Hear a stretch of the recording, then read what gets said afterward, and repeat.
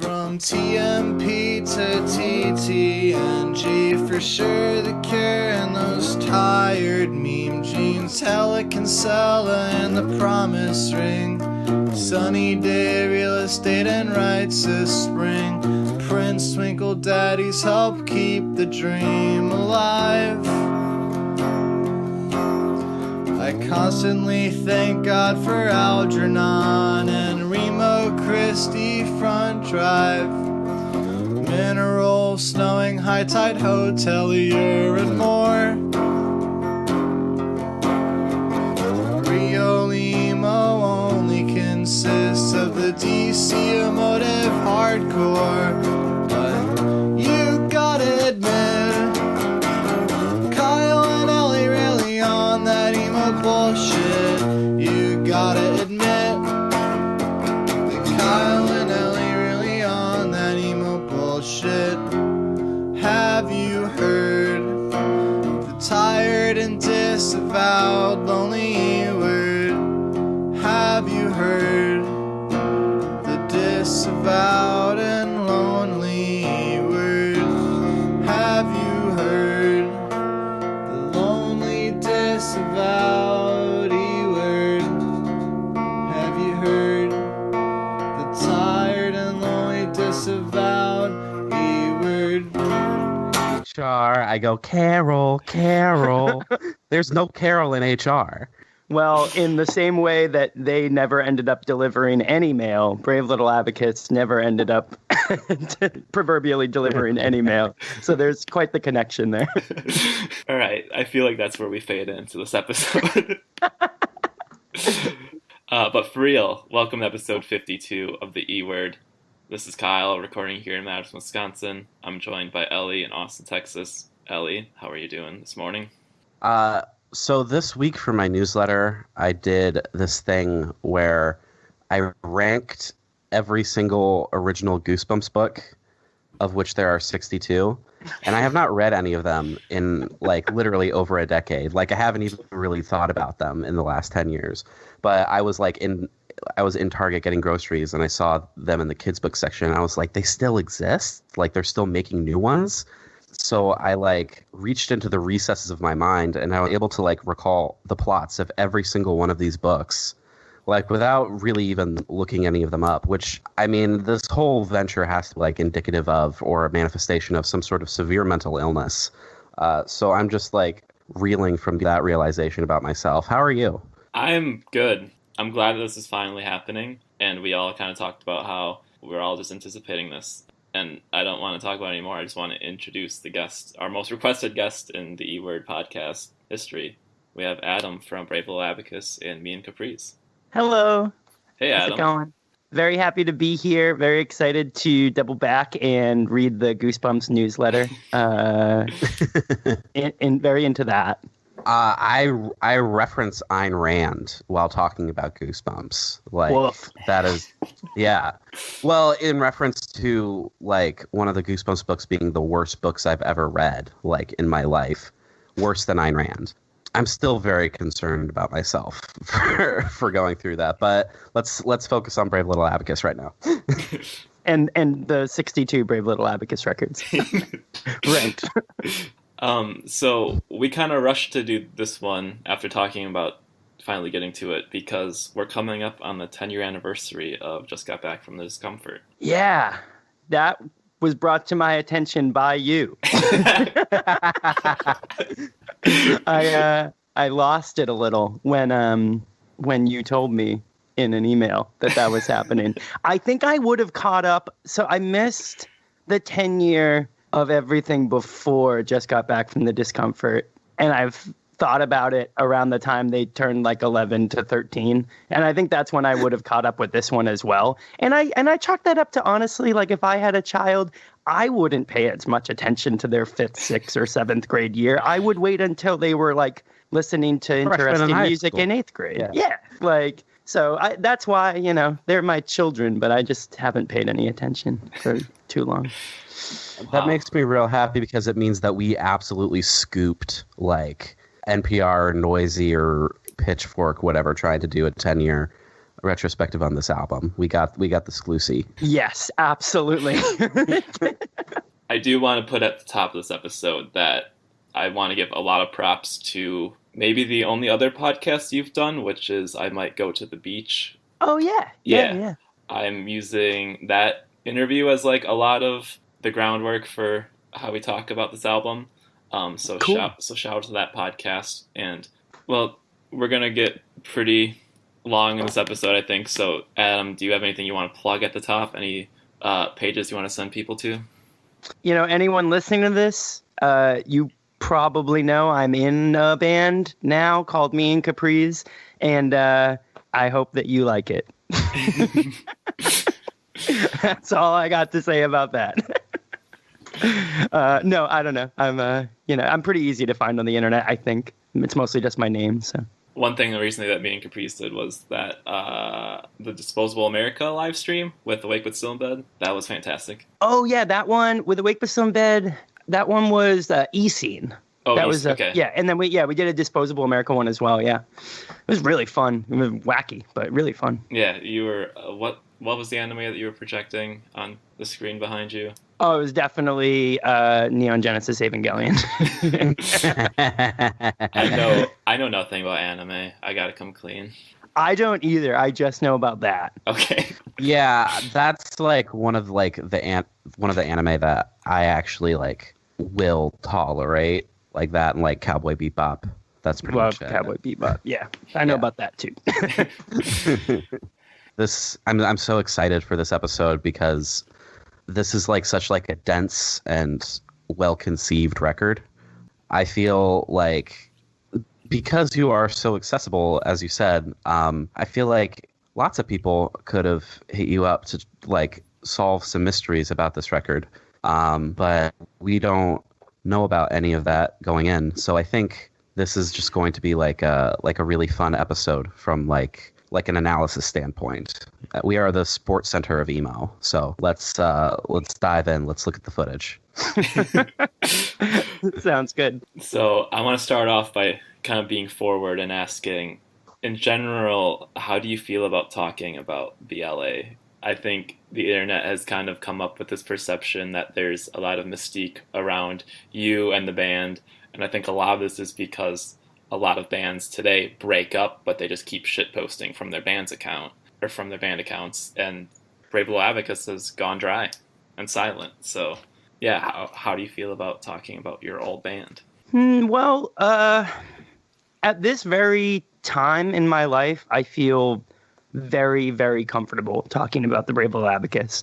It took me to a while to enjoy it after it broke up, after the band broke up, and enjoy entering the space in which I remember it well. And, you know, I mean that like in terms of listening to the music or, you know, the even just like the kind of like the mental environment or worldview that was like surrounding the band in the time that it existed.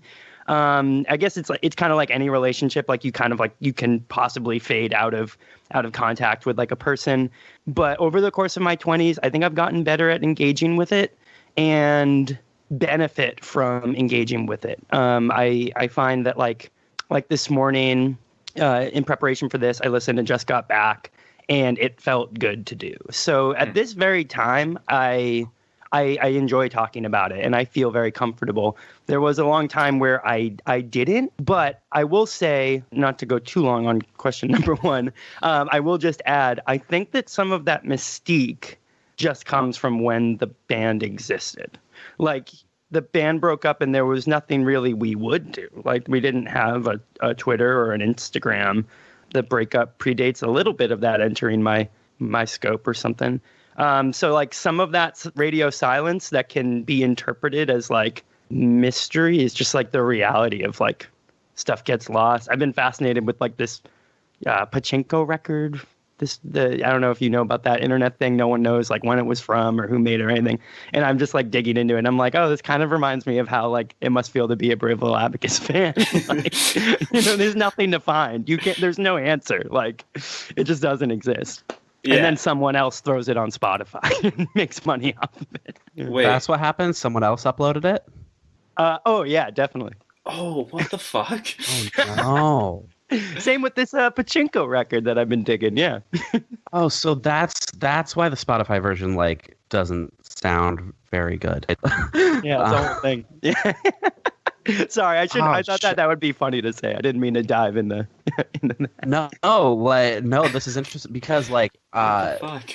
Brave Little Abacus is in like a lot of regards like one of the last of this era of emo bands that remains relatively inaccessible through like conventional streaming methods like Spotify and Apple Music. Mm-hmm. Except for Just Got Back, which we now know is like illegitimate, because I was going to ask whether or not like the Mass Dancers demo or the first demo or Okame was ever going to be uploaded to streaming. Simultaneously, I do think that also keeps like a little bit of the mystique that this is like material that you would have to deliberately seek out yourself, you know? Oh yeah. Why aren't you going after this person that's uploaded your music to Spotify and making money off of it? Well, at first, it was just sort of funny. And I woke up one day, whatever day it happened, I woke up and felt like king of the prom because I got so many direct messages and texts. And it was, and so that was cool. I'm not going to lie. That was kind of cool. I don't get like DMs much and stuff, you know? And so at first it was like, oh, wow, someone made me popular. And then throughout that like week, it was like weirder and weirder and the numbers started to grow. Did a little bit of digging, like telling Spotify like, oh, this isn't this isn't this artist like person, or this person isn't the artist or something, you know, found out pretty quickly that like, I mean, there's no like label representation of Brave Little Abacus. I have no way of like proving to Spotify. I mean, I think Spotify is kind of a mess. I find it to be kind of a funny indication of how far down the like tubes that entire system has gone. But yeah, I'm not worried about it too much as of right now. It would be nice to fix it at some point, and like maybe Spotify would keep the page and the rest of the discography could go up without like the weird edits and stuff. I don't know. I'm interested in the person who did it. You know, I hope that they're doing something cool with the very, very infinitesimal amount of cash that Spotify is giving them quarterly. But yeah, no, it's all good for now. I'm not too worried about it. Yeah, I mean, I think a lot of people thought like that the Brave Little Abacus being put on Spotify meant there was more things coming, as in like a reunion, a vinyl remaster, or a remastered version of the album. But it's funny that it all has nothing to do with you. Well, it did inspire us to like, we all got together because of it, and we have over the past while. You know, we're all still like close and you know, and still in communication. But it did inspire like an immediate hang that was really fun and hilarious. So Yeah, that was good. Yeah. I mean, now I should bring up the post that you made with everyone on the couch. I think it was on Instagram, and it said "now with live drums" or something, and that like broke the emo Twitter. Yeah. Well, Yeah. Nick Marone was our live drummer, and so we got him in the picture, and that picture was featuring live drums. You know, it's good. It was fun. It was just a photo with your live drummer. Yeah, he's the best. Yeah. Amazing.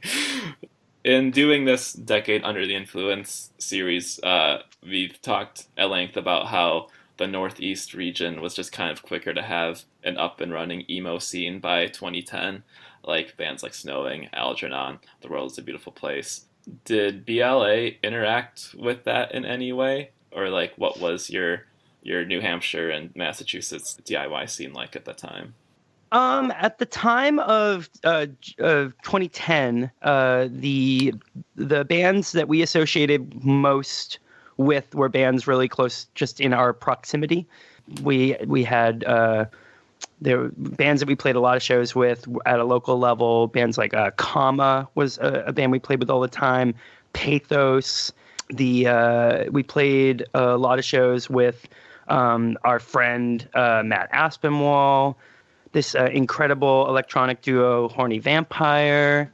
We didn't interact with the bands you mentioned all that much. I knew at the time when the very first Algernon songs came out, I heard them on MySpace and was like, I couldn't believe how much it sounded like Cap and Jazz. It blew my mind.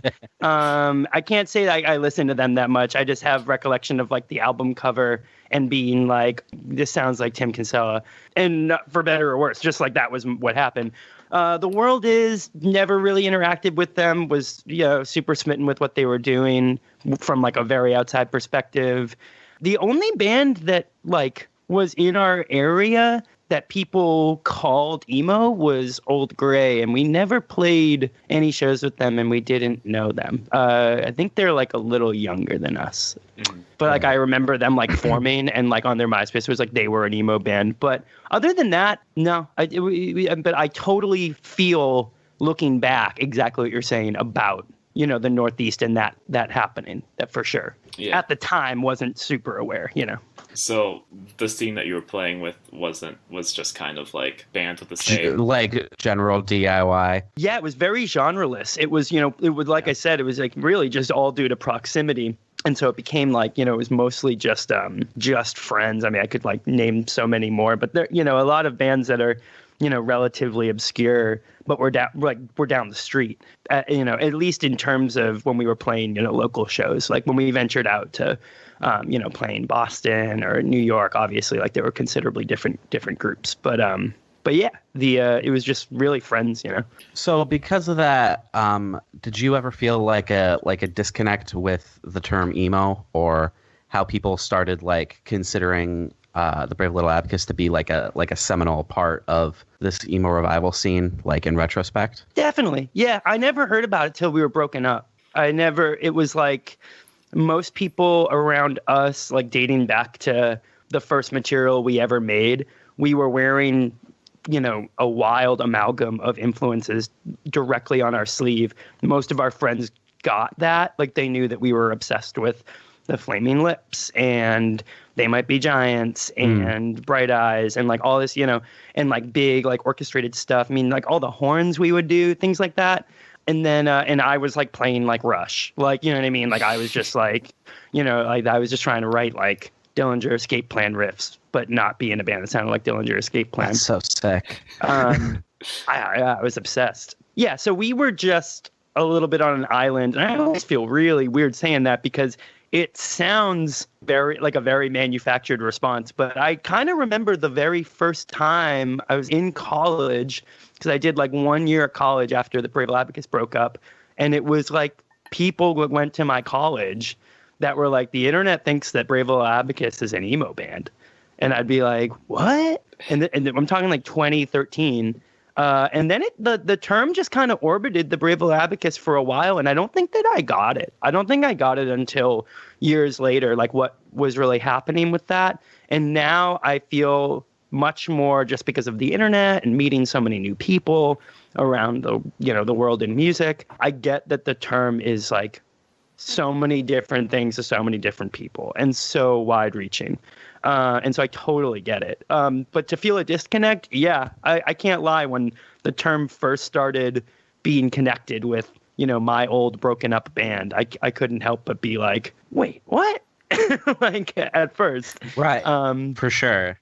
And that definitely kind of leads into something that Kyle and I wanted to talk about. So this has been a recurring conversation on the podcast about the term post-emo. Have you heard that? I was introduced to it very recently. Or is that the same as fourth wave emo? I was introduced to the term fourth wave emo. Okay. I feel like those are interchangeable. But yes, I think I have like a somewhat of a conception of what that means. I told the last person that asked me about fourth wave emo, the only waves I know like well are ska. Yeah. Like I know I can explain the different waves of ska. Emo, I don't really think. I probably know the first two. I know it starts at Rites of Spring, and once it leaves DC, it probably gets to Chicago. But I don't know wave 3 and 4.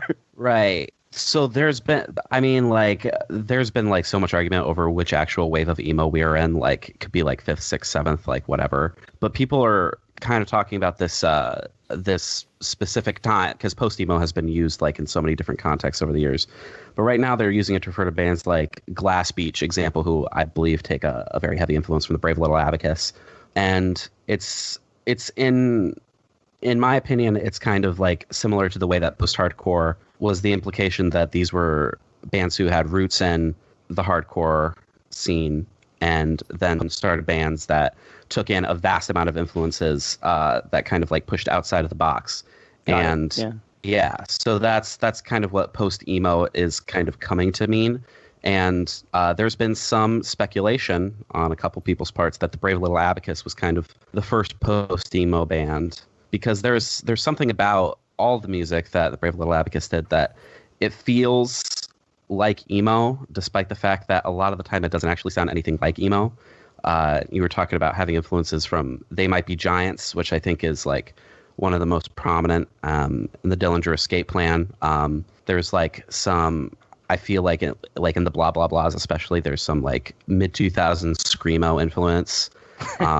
There's like chip tunes all over the record. What else was kind of going into like the melange of stuff that you were listening to that you were putting into the Brave Little Abacus? By the time of Just Got Back, I was obsessed with They Might Be Giants, Deftones. That was a big one on Mass Dancers. We all, together we were just completely enamored with Bomb the Music Industry. Oh, for sure. We were obsessed with the first two Laura Stevenson records. At that point, they had just come out. I was listening to a ton of Cursive. You've named three of my favorite bands, like, of all time. That's awesome. And then the only other two three going into Just Got Back specifically, three very particular records. There's Whip Smart by Liz Phair, Automatic for the People by R.E.M., and Sirens by On the Might of Princes. Those three records get, because they're literally like referenced on Just Got Back. Even though I think there's a Refused reference too. But, who's counting?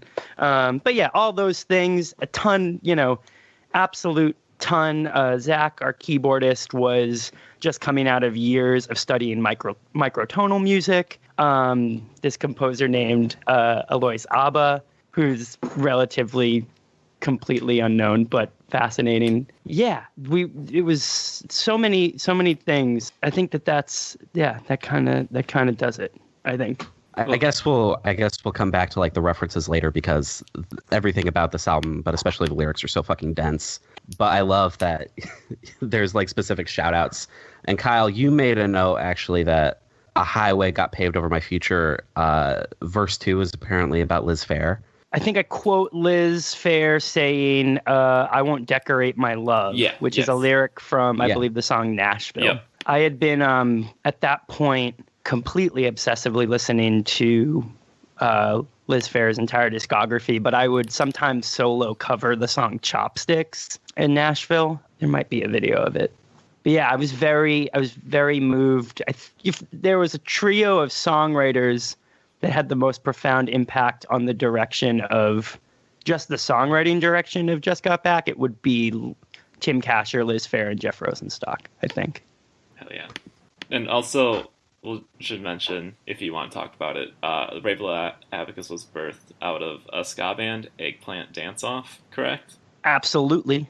Eggplant Dance Off was a 5 to 7 piece ska band for like a year and change, like a year and 3/4. But yes, it was my first band, and yes, Brave Little Abacus was born out of it. And you sing and play guitar, right? Oh yeah. I would love to know what your favorite ska records are. No Gods, No Managers by Choking Victim, the entire Operation Ivy collection, because Energy is great, but I like the whole collection. If whatever Bomb records you call ska, those, everybody has different views on that. Everything ASOB ever did, Good Luck by Big D and the Kids Table, that almost does it. That's almost it. Oh, the slapstick record. Oh, slap. Yes. Yeah. I was surprised not to hear you bring up Catch-22. That first Catch-22 record. It's very foundational for me, but the last time I listened to it, I listen to Choking Victim instead. Yeah. Damn. That's all I'm going to say about that. I actually think that I would still love Keys Be Nights if Thomas K. hadn't done the ass backwards thing of remaking it. Yes. I think that's whack. Yes. Yeah, it's always left a bad taste in my mouth. It's really strange. Especially since all the other Streetlight stuff is like so strong. And when they went back to do Keys Be Nights, it felt very like they were like dumbing down the sound that they were developing and kind of lost some of the rawness. And the only good new part is the new verse on Dear Sergio, which he had already done on that Beta to the Acoustic Revolution EP. Yeah, I haven't even heard that. I just always felt weird about it. I saw Catch-22 without him multiple times, when I was like 13. And I just thought it was so strange. Like, the band existed. That band kept putting out records. And then he, like, remade his old band's record with his new band. I don't know. Maybe me and Capris should do Just Got Back, just for, shits and giggles. That makes a lot of sense. Yeah, it's so weird. They hate him so much, but they keep playing his songs. All right. Honestly, Kyle, I have to give you so much credit for doing this structure because I was so overwhelmed. I think I would have been lost. But was there any hype around the band or your follow-up to the Masked Dancers demo at this time? Well, Masked Dancers, only recently have I heard anyone call it like a demo. We thought it was like a full length. Yeah, it's listed as a demo on Wikipedia. Yeah.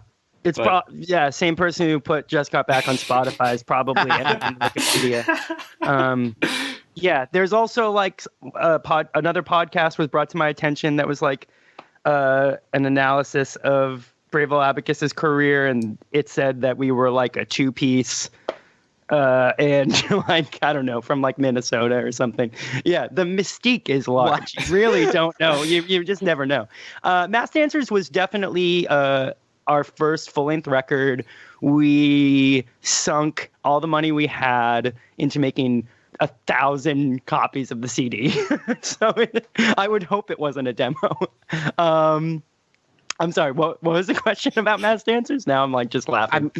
I mean, did that record like in your view, did it have like an impact at the time? Was there like some hype building around Brave Little Abacus, either in the local scene or like at a national level? No, not at all. No, I actually the night that we released Masked Dancers, so we worked on Masked Dancers my entire senior year of high school. And we got it done in like the middle of the summer after my senior year of high school. And we booked this show with some friends in Kingston, New Hampshire on what are called the Plains. It's a big grassy like knoll. And we were going to close it. And then, the idea was we have 1,000 copies of the CD. Hopefully we can sell like 50 of them. And the police shut it down, even though it was a town-sponsored event. After our first song, or in the middle of our first song, we opened with Remember to Wave. The town shut it down. I think we sold one copy of the CD. All of our friends left and went to Friendlies.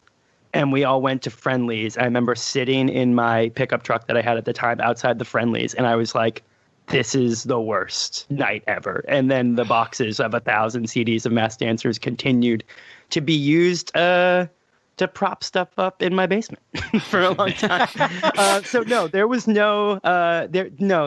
had, up until that point, our friends knew who we were. Some older kids who went to colleges around the area thought that we were curious, if not funny.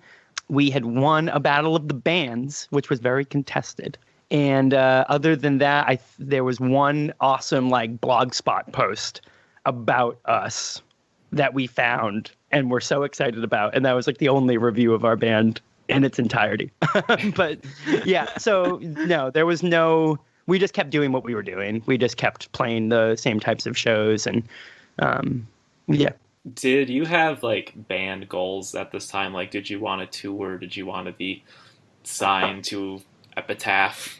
I didn't know what touring was when we made Masked Dancers. Okay. I only knew what touring was in the context of like historical documentation, like watching like a movie like American Hardcore or like, no, but for real, like I it was still new to me. My ska band just played like birthday parties and the same venue almost every weekend, this incredible historical place called the Sad Cafe, RIP. And Brave Little Abacus was like seemingly trying to be more sophisticated, but really didn't really know what to do. And then everything changes going into like post Mass Dancers, going into Just Got Back. That's when it's like, oh, we're going to tour. We're going to learn how to tour. I mean, I think at the time of Mass Dancers, I maybe was like one day I'll put a record out on Discord Records. Like, you know, there was like a little bit of like that, or one day I'll have like a successful like independent label. But no, at Mass Dancers, the goal was make Mass Dancers and then spend a bunch of money on duplicating the CDs.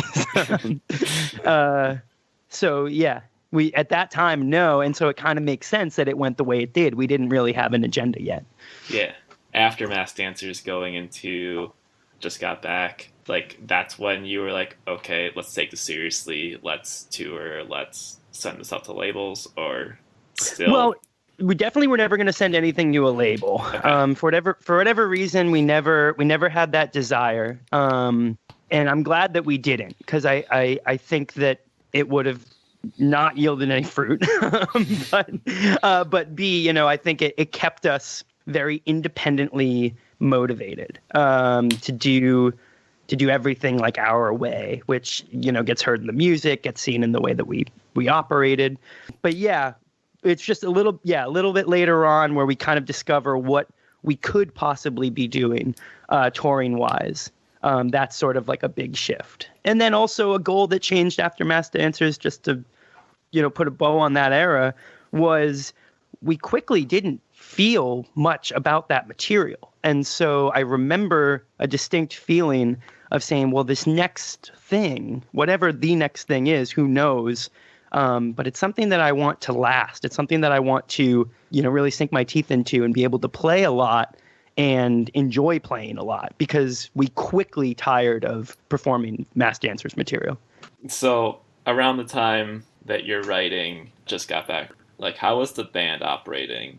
In the Beach podcast, you said you wrote a lot of this album by yourself, and it was your first semester of college. And if I remember my first semester of college, I was a fucking wreck.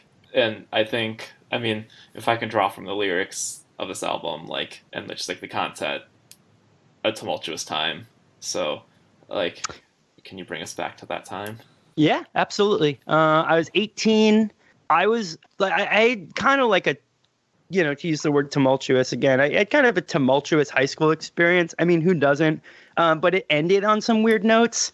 All my friends were older. Both members of Brave Little Abacus were a year older than me. So my senior year got really weird. I felt very like unprotected and very like seen because I didn't have my, you know, like my band was kind of like my identity. And then they were, you know, gone, though they were still like basically down the street.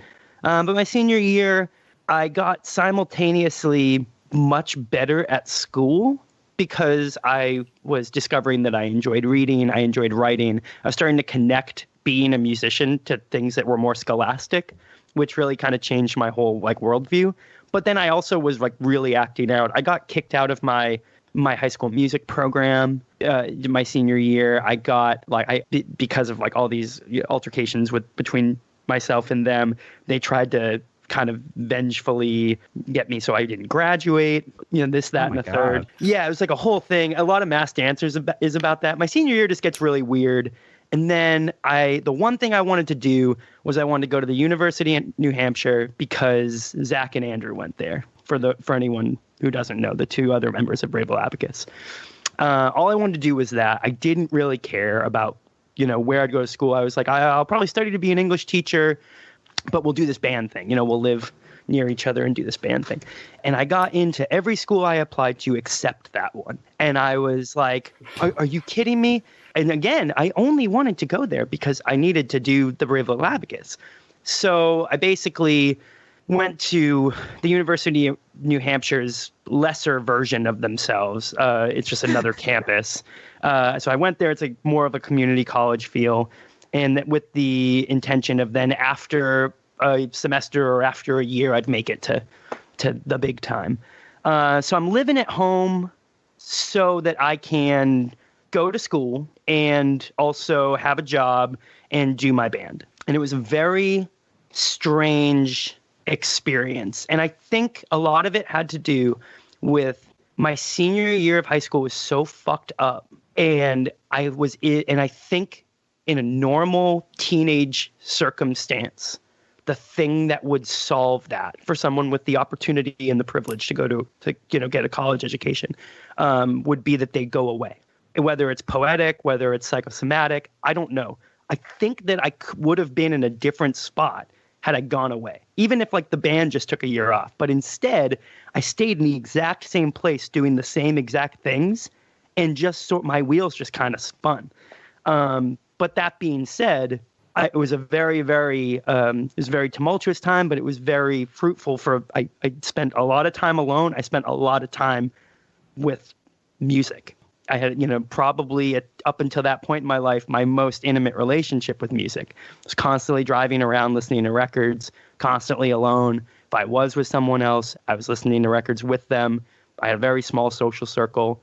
So yeah, really strange, stressful times, but music was so dominant in it. And it was pretty wild. Sorry, that went pretty far. But that's perfect. I definitely can see like the scholastic academic part of your life like bleeding into the music, especially when you read the lyrics on Just Got Back. If I was just reading the lyrics and had to like guess what you were majoring in, I would be like, oh, this person is double majoring in English and philosophy. How would you ever know that? Well, geez, I wonder. You like drop reduction theory, which is post-positivism, which is like a post-empiricist view of the world, which is like I remember like learning about that in like critical theory 300 or whatever. Like it was all clicking together for me. It's like I can't like stress enough how much of an effect that has on the Brave Little Abacus's output. Like philosophy and music was just becoming synonymous. Like it's, you know what I mean? It's like it was all the same soup. Like, were the other two members of the band kind of on the same page that you were, or were they just kind of away at college, not as invested? Like, I guess like inter-band operational level. Like, what was it like at that point? Well, it was a little bit dangerous of a time for us interpersonally because, like I said, I wanted to go to the University of New Hampshire specifically because they were there and we'd be able to do the band there. And what ends up happening is Andrew, the bassist, drops out, and then Zach elects to go to Italy for a semester abroad. That's right. So it's like, okay, like I'm looking at it like, well, even if I had gone, we would have not, we wouldn't have even been there together. So at that time, the Brave Little Abacus is like officially on pause. Like this is the first time since its inception in late 2007, early 2008, that we're not playing any shows, which is like really strange. We were at least playing like monthly for that entire time. So at that time, I'm trying to just maintain, a positive relationship with music through, writing and jamming with people. I start this band called Kira. That was Andrew on drums, Matt Aspinwall on bass and singing, and me on guitar and singing, which was sick. But we didn't do anything. There's like nothing that exists from it. So yeah, throughout this time, Brave Little Abacus is just really on pause. And when Zach finally gets back from Italy, and I've been having difficulty maintaining contact and musical productivity with Andrew, I do present to them when Zach gets back from Italy that I think the band should break up because that, even though looking back, oh my God, 4 months or whatever it is not a lot of time. I mean, me and Capris goes 4 months without doing, jack shit. And it's like, but at the time I just said, this can't possibly be right. The momentum is just gone. So yeah, we, basically, and other things had happened in that time. A lot of our lives were equally complicated. I was 18, they were 19 and 20 respectfully. That period of transformation for 9 out of 10 people is so large, Mm-hmm. But yeah, so I did, it ends basically with me saying, well, I think it's time to call it, but we didn't. Why didn't it end? Like, was it just like, I've got this album to present to you guys, or like? At that point, I had an idea for it. The songs were definitely not done. They definitely weren't done being written. Some of them were. But I definitely had an idea for what I wanted. And I didn't know if it would be the Brave Little Abacus or maybe this Kira thing or maybe something else. I didn't know. But what really kept the band together was Andrew, who at that time, I believe on a personal and professional level, had the most difficulty fitting the band into his life. He wanted it. He needed it, and he wanted the band to continue, and therefore I did as well. I didn't want to break it up. I was an emotional 18-year-old who was not getting my way. You know what I mean? Like to me, it was like we're not playing any shows, and we're not famous, and blah blah blah blah. So yeah, so we maintained, and we came to the conclusion that very night, after discussing that we wouldn't break up, that we would come together creatively and make this thing. Going specifically into this album, did you have any objective in terms of making something bigger than your past material? Because while I think both of the LPs sonically like fit, I think there's a way bigger scope in Discomfort. Mass Dancers was an incredible trial run for us because we quickly disliked it so much that we had basically figured out everything not to do in making a record. And Just Got Back was made with the intention of lasting, kind of like I was saying about like wanting to play the material like for as long as possible. Yeah. And that I think that on a really, really personal level, I think I took that to heart because I didn't stand by some of the material on Mass Dancers so quickly, and it was made so quickly.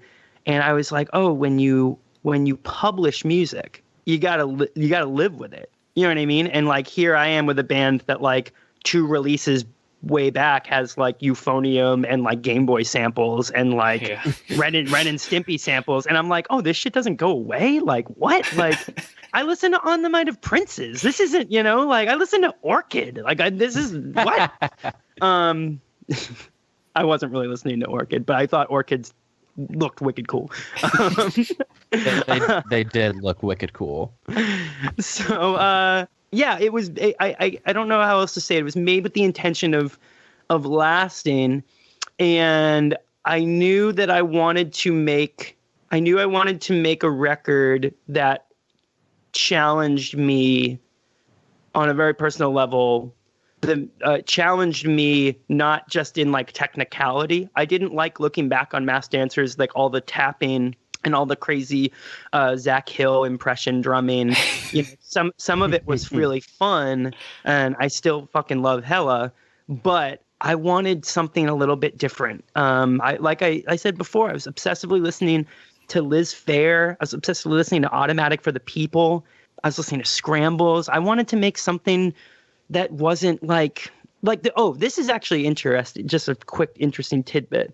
When the band existed, we talk about, people after it broke up calling it emo. The only thing we got called while we were a band was math rock, which that one bummed us out. But then I'm not going to lie, when Mass Dancers came out, I was like, oh shit, I did it. I did the thing that like, you know what I mean? I was just like, oh my God, like we might as well have covered fucking, the Guitar Hero 1 soundtrack, like Dragon Force or whatever. So going in, the objective was to make something that just had a deeper resonance with us, really for us, And I guess recording-wise on this one, which is gonna be a lot to tackle, this was all done I'm here. This was all on your own. There was no studio, correct?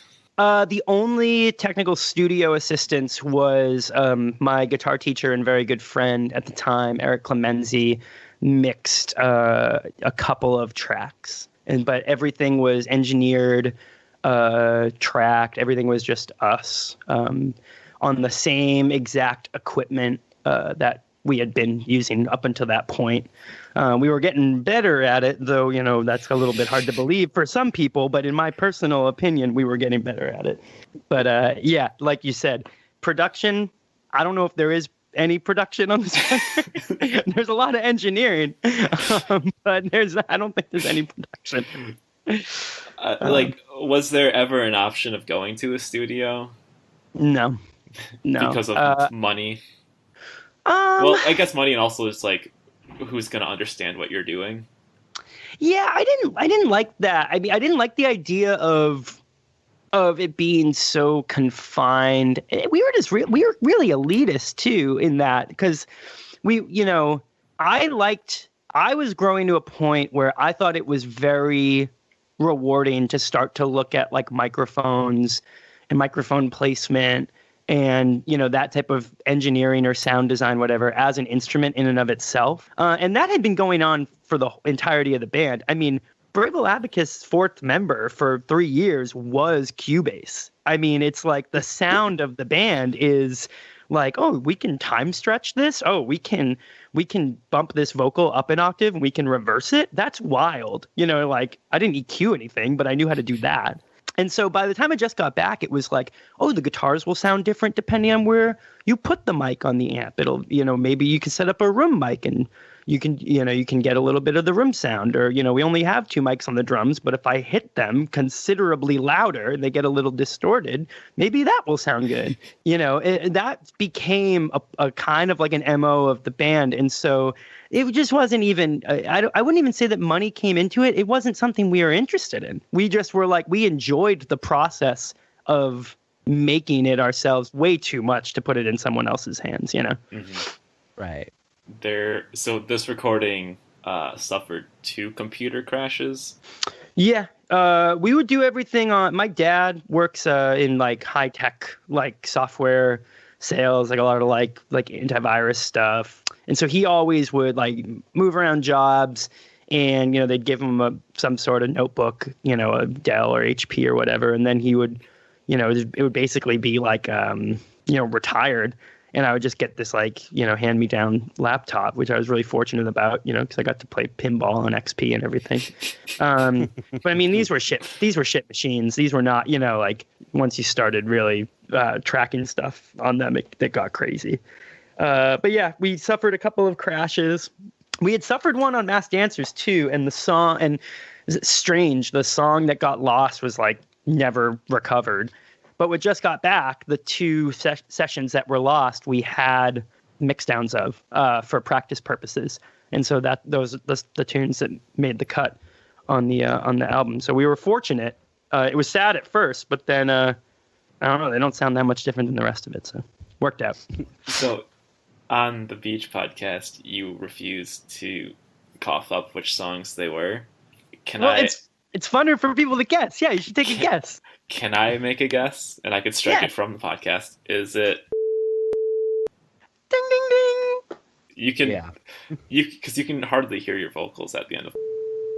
It's crazy. Yeah, it was like we were losing our shit. I bought like a terabyte hard drive. I worked at this shoe store and made like just enough money to like, you know, like get around where I needed to get around and drive a little extra. And I was like, oh my God, like I had to go to my parents and I was like, can I please borrow money for a hard drive? This can't ever happen again. Because I loved I was so devastated. But it's a good lesson in humility, you know, you accept it, you move on, you work on the next thing. I'm also glad about that, because my favorite song on the record. That's cool. Yeah. Well, another specific thing. I think the keys and the synth and all those things sound way better than everything else. Yeah, that's I would agree with that. I would agree with that, especially on some of the tunes. We got very creative in how we wanted to record keyboards.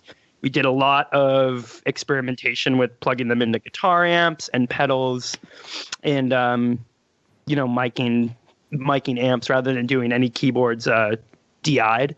There's even some keyboards that were done to cassette and then dubbed in. So there's a lot of warmth there that was really fun to experiment with. And I was really like proud of the work that we got out of it. Really like kind of foundational for how I like later just continued to try to learn how to make records. But that was super fun at that time.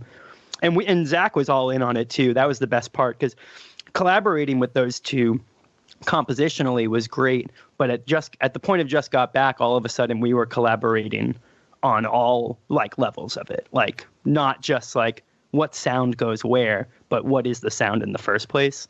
So that was just really fun. And so it's cool that kind of comes across to listeners sometimes. Mm-hmm. Are there any other like stories about the recording days? Yeah. You can think of? I had just started demoing songs for like the first time in my entire life. I'd like never done that before writing Just Got Back. And I would do it on cassette. And in line with just how meta, the entire, fucking record is cover to cover, what ended up happening with me beginning to, record solo and myself in various ways to cassette, entered the record. Things like The Way It Started. That was just using a guide track to Pile No Pile Pile and recording the tape into the computer to have this like one guitar riff as like a guide track, and then that ejection just naturally occurred. I still don't even know how it happened. And then I just dragged it to the top of the song. Orange Blue with Stripes, the recording process of that was the second, maybe third time Andrew or I had ever used a 4-track cassette.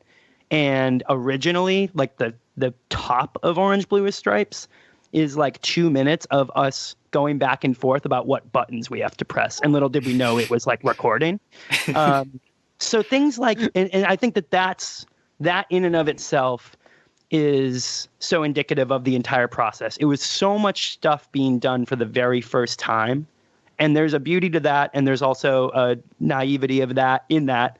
And you can hear it, it's like something like, that's why no one could ever hurt my feelings talking about the production of Just Got Back from the Discomfort, because it was fun to make and we were like trying, but we didn't know, like it didn't sound bad to us. You know what I mean? Like if we released it and we were like, this sounds pretty shitty, that would have been bad. But it didn't. And we thought a lot of it was kind of magic. So there's just a lot of things that have little special places for me. The ambient outros, those were all like incredibly like fulfilling creative experiences, making both the one on Can't Run Away and the Blah Blah Blahs. You can hear like the room we did the Blah Blah Blahs one in, we had this keyboard going through 2 different PAs. You can hear like the windows rattling, like and like a heater going, and we loved that. We thought that was like, Eno level production. We were or like the Can't Run Away one is like it's like one time stretched guitar note or something, and we just thought it sounded like an orchestra. Probably goes on for way too long, but it was cool to make. Yeah, a lot of things. As you can see, I mean, going back to the question of like, do I like talking about it? I think I'm at a point in my life where I'm more excited to share that type of stuff than I ever have been before, because it's like because it's now fascinating to me 10 years out, right. Mm-hmm. Like. Do you think this did it end up sounding like what you wanted it to sound like? Some of it did. I remember the first time I heard, like when we got, like my guitar teacher helped us mix, one of the songs he helped us mix was Pile No Pile Pile, and the end was supposed to sound like My Bloody Valentine. And I remember the first time I heard like the guitars and like the piano mix, I was like, whoa, I was like, we did it. And so that was like cool. And so I think that kind of sounded like it did in my head. There's a lot of little things that did sound Right. I remember once we got the Marvel versus Capcom samples in on the second track, Please Don't Cry. I remember I was like, whoa, like that's what I had in my head. But then other things were surprises or, didn't go the way, other things kind of felt more on the fly. They were thought out, but I hadn't imagined it. Like Orange Blue with Stripes is a great example. That song was very magic, like unplanned kind of mistake. It was just going to be piano, and then it became this whole other thing, thankfully. But yeah, a good amount of it. What are those like actual strings on A Highway Got Paved Over My Future? Strings. Like the do do do do do do do do. Oh no, that's a synthesizer. Okay. Yeah. Yeah. Yeah, I figured it was a synthesized string because it just sounded like so frantic and like alien. Yeah, that song's fucking insane. Yeah. So the album hits Bandcamp May 29th. Kyle's notes are that there was no plan, no physical release, no record label, no record release party. Well, we had a show booked the next day. So I wanted it to be out for that, but it was not a release party at all. But it was a house show that we were playing. So that is correct, yes. Do you remember the lineup of that house show? Just curious. Yeah. Comma played, that band I brought up before. I think Horny Vampire definitely played. Oh, this incredible band Luau that had shared three members actually, all three members. It was a trio, incredible band. They were all in an awesome New Hampshire band that predated Brave Little Abacus a few years called Bravo Fucking Bravo. Because it was one of their houses. It was like a going away party to this house that many of us had like orbited. Some of us had lived in. Zach and Andrew technically lived there. We recorded a ton of Just Got Back in that house. So that was the other reason we were really excited about like playing its goodbye party. Cops showed up, whole type of thing. Very similar to the breakup of the way the Masked Dancers quote unquote release show went down was we played, I think we were in the middle of playing Can't Run Away, maybe. I know we were playing a Just Got Back song, and one of our good friends was very, very drunk, and they were screaming that we should just play the Buffalo or stop playing. I remember that, and I was like, BLA's starting to get too weird for our friends. So that's like a good memory I have. But yeah, I just remember I stayed up really late that night, and no one really talked to me about the record except just a couple of friends who were excited for it to be done. Like people who knew me, who knew how hard we were working on it, and came to that party. Like I had a couple of nice conversations that night about that. But then everything kind of got regular for a minute, just like the other one. But so like you would spend so much time, trying to keep this album even like available, just with all like the recording mishaps and stuff like that, and you just threw it up on Bandcamp, just like kind of unremarkably. Yeah. We had dabbled in the process of making Just Got Back. We got a Tumblr, and that was that was like the first thing other than MySpace we had. And every once in a while I would post a picture of like us recording and like talk about what we were doing. It didn't get like a lot of traction. I didn't know what to do. I really didn't know what to do. At the same time I was playing with this awesome ska band called Interrobang. I was playing bass and guitar with them. And we were making a record with Jeff Rosenstock, and I really was just starting to learn like a way that a band would promote themselves via him and what he did with Unabomb the music industry, and that introduced me to Laura Stevenson and what Laura was doing to begin promoting her solo work. So it was all like really new to me.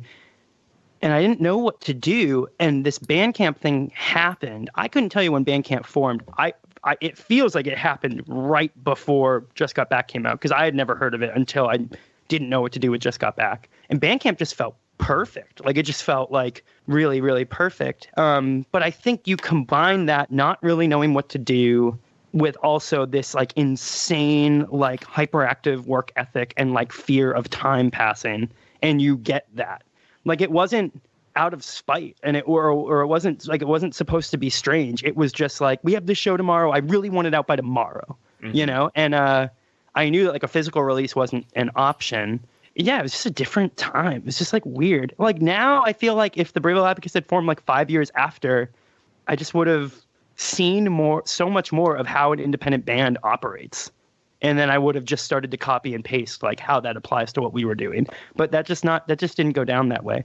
Yeah, I mean, like Snowing just tossed up their album as soon as it was done as well. So I feel like this era really didn't have just like good examples of who to follow, unless you were on like a record label.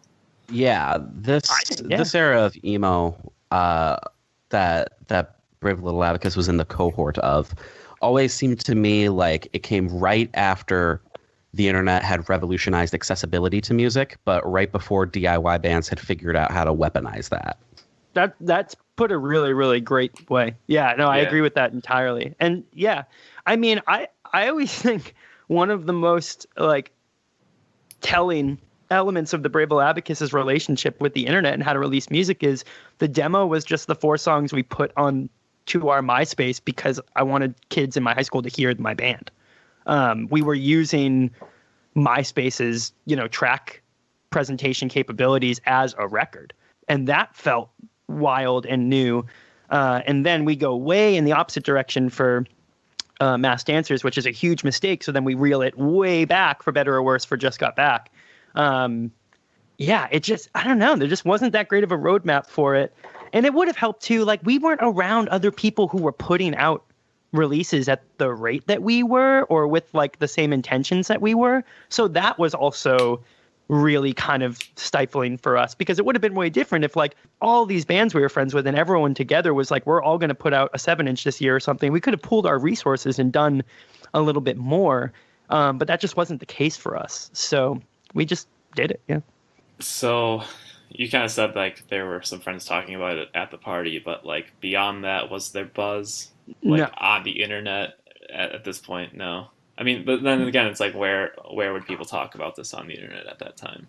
Yeah, I mean, we had the numbers. I remember you were able to see, just like now, it was just a little bit more elementary. On Bandcamp, you could see like where people downloaded it, how where they maybe found the link or something, and the numbers were like really, really bad. I think for a long time, it was probably under 200 people had that record. But I don't remember really being disappointed, because what happened right after Just Got Back was, through meeting Jeff and Laura, I started booking way more shows and hosting touring bands. And we also started opening for Bomb and Laura whenever they were in Boston. Like right after Just Got Back comes out, we start to play. I move out of my parents' house. Zach and I live in an apartment together. I turned, I guess, that September, we moved into an apartment. I turned 19, and we're starting to play with Bomb every like 4 or 5 months, because, Bomb was touring incessantly. Mm-hmm. And so we're playing like the best shows we've ever played, at these real venues where our backing tracks are like through like monitors and we can hear the drums, for the first time ever. And we're having such a blast with the material. So I got to say, as naive as it probably sounds, I don't really remember being worried. I don't remember being worried about whether or not people liked or knew about Just Got Back. It didn't worry me until I tried to book a tour, when I really tried to dig into promoting the band. And that was when it hit me that I was like, woof. Okay, this thing that I think went well might have not gone as well as I think it did. Because like people wouldn't book you because of how the record sounded, or just kind of how challenging the music was? Yeah, something like that. I just remember it hitting me like things not being as plug and play as I like would think they were. Because I just had I had friends, people older than me in other bands and things, sort of giving me contacts, and I was booking more touring bands. I was booking touring bands for the first time in my life, hosting touring bands at my parents' house in my new apartment. I was so excited to be doing all that. And so I just was seeing it and was like, oh, Brave Little Abacus will be able to do this and meet the right people. And I just didn't know how to do it. And I was probably emailing some of the wrong people. But I think a lot of them, and this isn't just self-deprecation, I think a lot of them heard it. You know, you would go, it would be the Bandcamp link, and, you know, you just hear something that you didn't expect. And how the hell is that going to come off live? And there was no video of us anywhere. No one would have even known what we were like live. Yeah.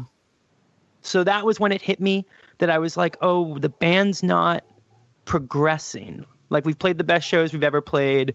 I'm proud of this record, but we can't get out of New England. Like, what are we going to do? You know? What was it like when you were actually playing with like Baum and Laura? Like, were people into you and stuff? I think the crowd would be kind of split, but to be honest, I think that their interest in us and the way that they presented us really helped. Like, I think there's people who would go to a Baum show and see Brave Little Abacus and hate Brave Little Abacus. But then when Jeff presented that he liked Brave Little Abacus, I think they got turned. And I don't mean that in like a weird way. I just think like that was sometimes the reality. Some people really liked it, but like we opened to, there's this one show, we had our friend Matt go up on stage with a cigar in his mouth and like a top hat and present us as New Hampshire's premier 2008 Battle of the Band winners. Like, and then Eye to Eye from the Goofy movie soundtrack blasted through the PA while we like ran on stage, and the faces were just like blank. Like, we thought it was the funniest thing in the world. You know, but there's like a fucking like, you know, like Return to the Pit like photographer there, you know. It was like everything took itself so seriously.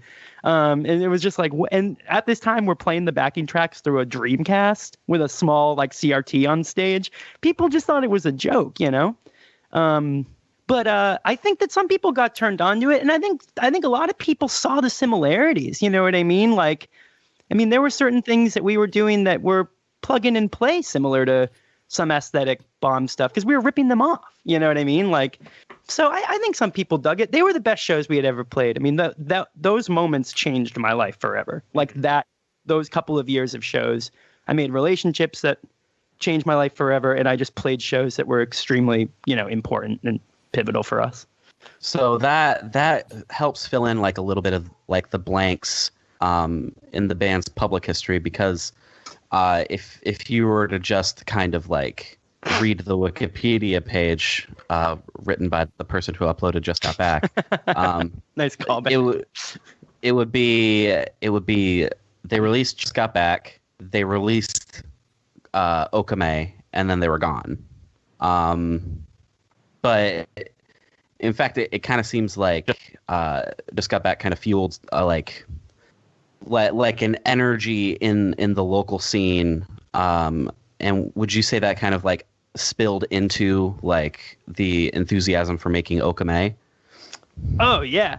I don't think we would have ever made that EP had we not played those shows and also got Wicked into Paramore. Well, it was that, but then also friends of ours straight up were like, we want to put out a 7-inch of you. And we were like, oh, that's sick. And they were like, but it has to be like a 7-inch, so it can't have like 7-minute long outros. Like, you have to write like 3 pop songs. Right. And that was our estimation of how to write music that would fit on that small of a Frisbee. But yeah, so it was like a combination of that energy and also like our friends presenting that to us, which was cool. Because if they hadn't, we probably would have just broken up at that point, right before Ukame, because we broke up right when Ukame came out. Yeah. So what was, if you don't mind talking about it, what was like the driving or conflicting factors behind the band deciding to call it quits, like pretty much right when Okame happened? It's kind of fascinating just because it's almost the same exact situation as when I presented that we should break up before making Just Got Back. It's like almost like identical. Going into making Ukume, or like the last like year of the band, we're distant at the same level that we were with Just Got Back. I think Zach took a job in a different state. He was in Massachusetts for an entire summer. So we played no shows that entire summer. We all hung out once, and we went to an Against Me and Screaming Female show and like got pizza and then like went our separate ways. But yeah, we were like just really distant. I like was living alone. I was going to be living with Andrew, but then like that didn't work out. So I like lived alone and worked at the same shoe store I'd worked at for like a little while and like watched Arrested Development like 4 times in one summer.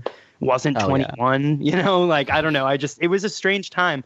David Comes to Life by Fucked Up had come out, and like my favorite records by like one of my favorite bands of all time, The Measure S.A., one of my favorite Lemuria records. I got all this incredible music was coming out that I was absolutely smitten with, and I was sitting there being like, I don't have a fucking band. Like, what am I doing? Like, this band that I had taken, you know, all 3 of us had taken so seriously and put so much work into was just like not doing anything.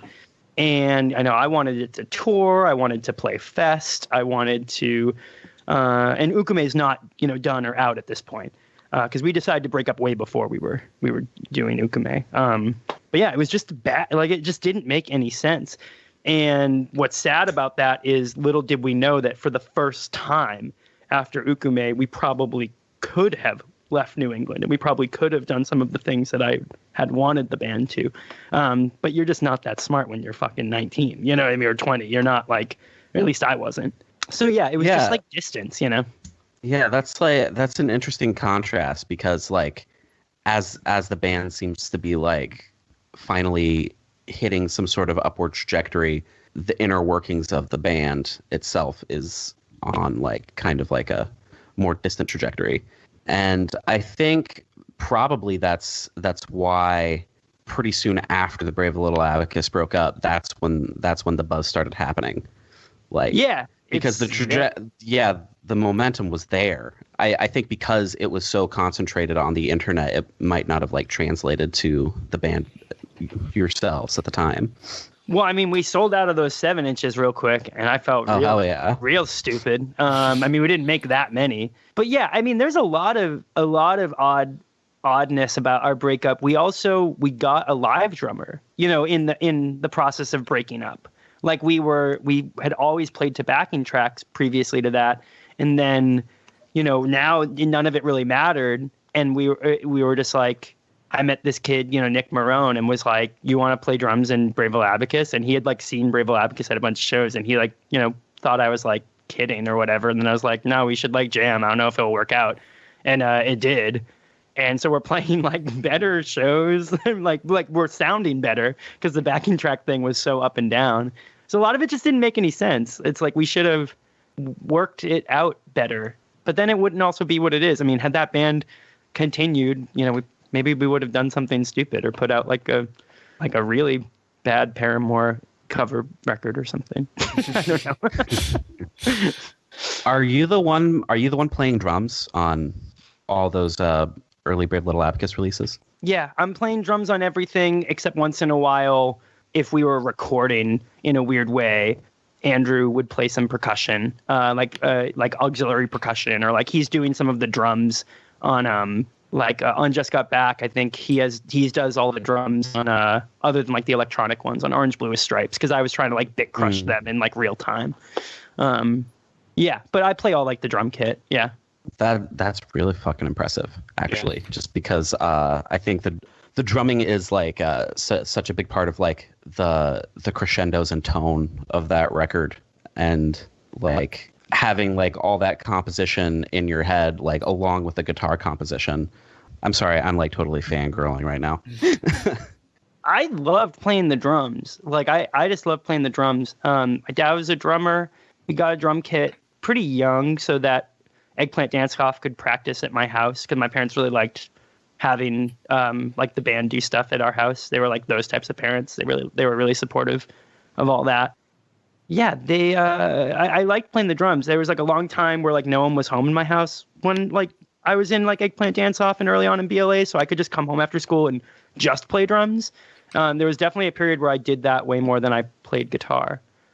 But I liked playing drums on the Brave Little Abacus records. I wish that I knew more about how to record them sometimes, but I liked playing them a lot. I'd have a lot of fun doing it, and it felt like a part of the songwriting, if that makes any sense, I guess. Yeah, well, like, I would imagine it'd be really difficult as the primary songwriter to explain all the tempo changes and the different parts to a different drummer. Yeah. I think that's part of the reason it never happened. The only reason we didn't have a drummer at first was because we didn't know anyone that we wanted to have play the drums. We didn't think it would last. But then we really liked the backing track thing. And then me playing the drums and that kind of evolving as like an aesthetic choice in and of itself, it really came after. That's why like you kind of hear like on the demo, there's like not a lot of drum kit. There's a lot of loops. Like there's a lot of songs that like is a drum beat that I just chopped up and then like looped in the DAW. Mm-hmm. But then my drumming, my drum set playing, it was like an unconscious choice that it became kind of integral to the sound of the band. Yeah. So the album kind of leaves the internet, and I think the story is that the Bandcamp went down because at that point you couldn't have it free forever. Yeah, I didn't get how it worked. We got like right around the time of Ukume, we made like a Facebook page because we had like all just gotten Facebooks for like the first time, and someone like messaged one of us on a Facebook and was just like, hey, like it costs money even though you say like it's free. And so I looked into Bandcamp and it was like you had exceeded, because like when Ukume came out, that was when people started to download Just Got Back. Like a lot of people who obviously had no idea who we were before that. And so I didn't know what to do. I like logged into Bandcamp and all of a sudden every track cost money. And it was like you ran out of free downloads. And in a very similar, throw caution to the wind way that it got uploaded, I was like, oh, well, for now I just need to take it down because I don't want to charge, it's free. Like it needs to be free. Jeff's going to kick you off the label. Well, I mean, it was important to us. I mean, we adopted a lot of his philosophies and a lot of other people's philosophies, but it was like really personally important to us. Yeah. So I took it down, and then I don't even really remember the process of like considering putting it back up. I remember quickly putting something on Facebook like, I'm sorry, it's just going to be down until we can get it free again. And then I think we just kind of, the band's broken up. I just kind of moved on with my life. And then, to my knowledge, the entire discography was available via a Mediafire link. And I was just like, oh, that's perfect because that's free. And I think I just like moved on with my life at that point. That's how I remember it going. But I could be very wrong. Wait, so is that in conjunction with the songs being on YouTube with the Mediafire link? They weren't on YouTube at that point. That okay. came. I think that came later. I also just want to stress for a second too. It's gonna sound really melodramatic, but I was so fucking bummed when the Brave Little Abacus broke up, and I probably have some pretty serious revisionist history of like the process by which that music kind of left the internet. I could very well have like known it was leaving and being like, yeah, that sounds about right. Because I was just not happy, like, yeah. So it's hard to say. So it looks like all the stuff was, I'm assuming this is your friend, Seamus? I know Seamus now. Okay. They're great. I've met them in real life.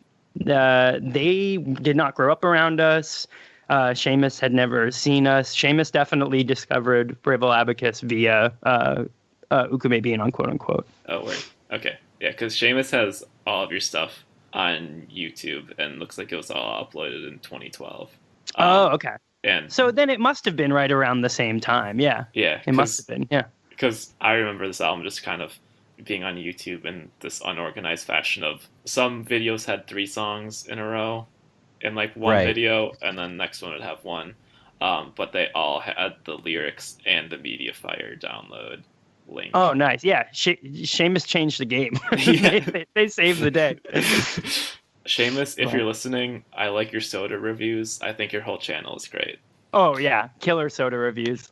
Absolutely killer. Yeah, I mean, I came for the Brave Little Abacus, and I stayed for these zany monologues and soda reviews. Hell yeah. And then pretty shortly after the Brave Little Abacus breaks up, they become a phenomenon on the Mew board of 4chan. Were you like active on 4chan at all during this time? No, it fucking terrified me. The only thing I Yeah. knew about 4chan Yeah. was like my friend, who's very dear to me, who is sampled in multiple places across the BLA discography, named. I'm not going to say his name. Whatever. But he was more familiar with it than me, and he was one of the first people that told me like there's a thing like going on with Brave Little Abacus on 4chan, and I was like, I don't want to know anything about it because like I honestly like I thought like 4chan was like the devil. Like it terrified the shit out of me. I still don't really know much about Mew or MU. I really did. I don't know. It's still kind of like mysterious to me, but I know that it played a role in it circulating for sure. I mean, to be fair, I also don't really have much knowledge of Mew because 4chan is an awful place, just a wretched hive of scum and villainy. But I remember, like, I first heard about Brave Little Abacus, I think probably late 2012 or early 2013, through the Absolute Punk forums. Oh, and that's sick. Yeah. And then after that, I started seeing more people talking about it on, like, Last.fm and then Tumblr. And then around 2014, 2015, it hits Reddit, and that's when it started to seem like Brave Little Abacus was... like the legend was building to be much larger than it seems to be when they were around. Yeah, that's definitely true. I got a Reddit, I think, in 2015, and I got a Reddit because like I wanted to know more about Evangelion. And then I definitely like that's why I got a Reddit. I didn't really know what Reddit like was at first. I kind of naively associated it sort of like with a 4chan type of thing. And I, was, right and wrong, I guess. But yeah, I was just like, I bet somebody knows what this is all about. Like this thing I love now, like on Reddit. So I got a Reddit and then, definitely was just like, like search the Brave Little Abacus and was like, hot damn, Reddit fucking loves some Brave Little Abacus. Yeah. That was one of the first times in the past 10 years that it even kind of hit me. And it was hilariously like, around that time that I was like just kind of gearing up to be like, I'm going to start a new band. So it was like kind of hilarious. It was totally in the rear view, but it just made me it was definitely funny. In doing some like research on like the 4chan stuff, which I don't even know if like 4chan is still a thing or not, based on what I was finding. At one point, someone said that they were you and said that there was, and this was 2016, I think it was, that you had more Brave Little Abacus on the way. Yeah, I heard about that. I think that that's really funny. Like, I kind of like applaud the person who did that. But what I think is funnier about it is that anyone who was like participating in that thread thought that I had a 4chan account. Like, or was on 4chan. Like, that's what's so funny to me. I'm just like, these people really don't know anything about me. Like, it's not even in my character. I wouldn't be like, what up, 4chan? I got records on the way. Like, I don't know. I would just put it up on Bandcamp at midnight. Like, I wouldn't announce it on 4chan. Was there ever a time that you were like reading something about you and like felt compelled to like join in on the conversation? No, except this one time someone on Reddit and one of my like dearest friends sent it to me for my birthday. This was their birthday present to me. Sent me an analysis of Masked Dancers that was about a child I had conceived. I read that. And like hidden. Yeah. A very close friend of mine printed that out and wrapped it and mailed it to me for my fucking birthday. My God. And it was just like, happy birthday. I'm sorry the internet knows about your secret child. And that was like the only time that I was just like, could I get into some sort of trouble if someone actually thinks I have a child? That reminds me though, speaking of trouble, I did get harassed by like a prank caller, like stranger, for a little while. That really freaked me out because they had my parents' address and they were calling my parents, claiming to be me. That was really weird. That I kind of forgot that happened, but that was kind of tied into the like being terrified of 4chan thing. And a second Facebook of me happened, and like so a bunch of my friends got like harassed. And I never associated that with BLA fandom at all. I was just like, because they like referenced some BLA stuff, I was like, oh no, this is bad. You know what I mean? And it went away fast, which was really good. It was just like for the span of like a few weeks. But that was a moment that I started to, I think it was like my sister or someone was just like, you have to start being more careful about like where your personal information is on the internet. Because I think like my parents' phone number must have been like on my MySpace or something. Or maybe on like Brave Little Abacus is literally being like, if you want to book a show, call like 555-555-555.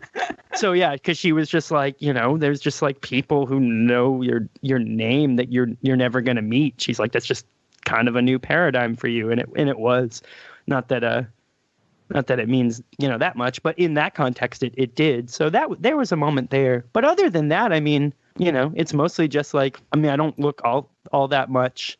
I've met some amazing people through it. I have friends now because of it, which is cool. I don't know. So there's also rumors that you don't have the album. Like, what is on the internet is what we're gonna get. Do you want a crazy exclusive scoop for the Sports Center of emo? Yes. I'll say this. There's hope.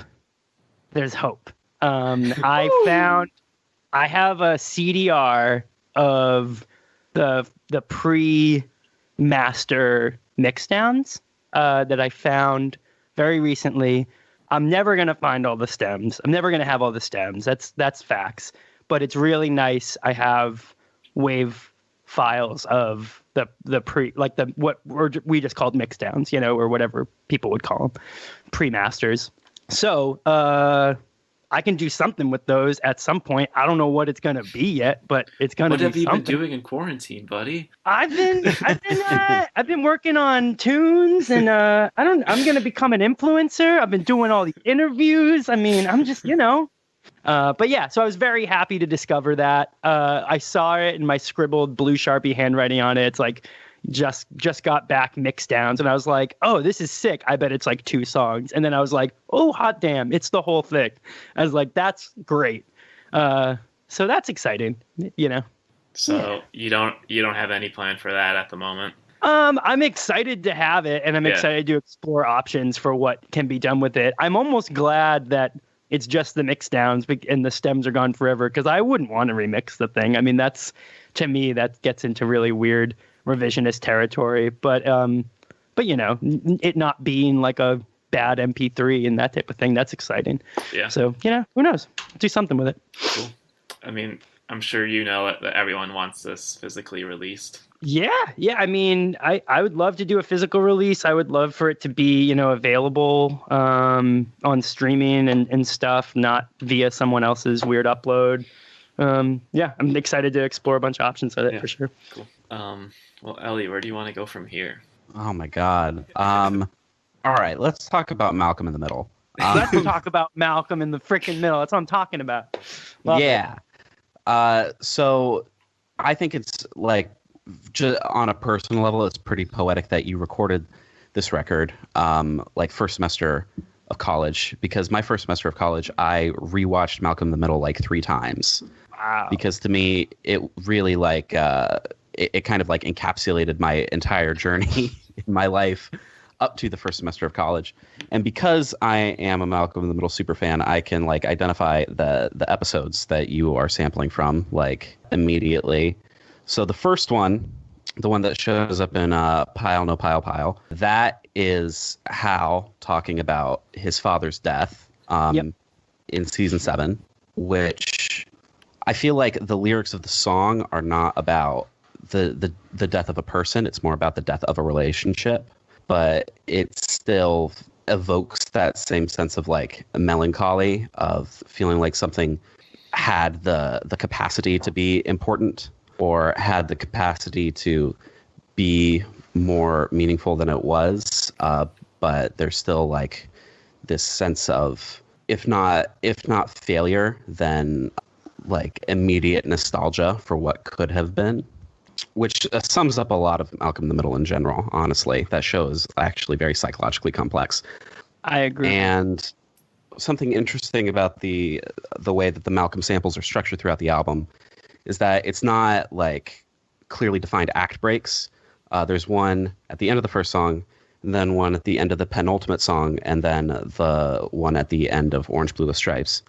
Kyle, you have number 11 written as a Dewey sample, but it's not a Dewey sample. It's from season 4, episode 2, Cynthia talking to Malcolm about the fact that he is trying to impress people on his first day, freshman year of school, which is absurd because the entire character of Malcolm that has been built up over the last 3 seasons is someone who thinks that he is superior to everyone else around him, like not just intellectually but emotionally. He's very like self-loathing narcissist type of character. Well, I think there's a Dewey sample earlier in the song, right? Oh, yes. Because there's got to be 2 in that one song. Yeah. I think the Malcolm one is slightly more in keeping with the themes of the record in terms of self-sabotage in the course of acceptance.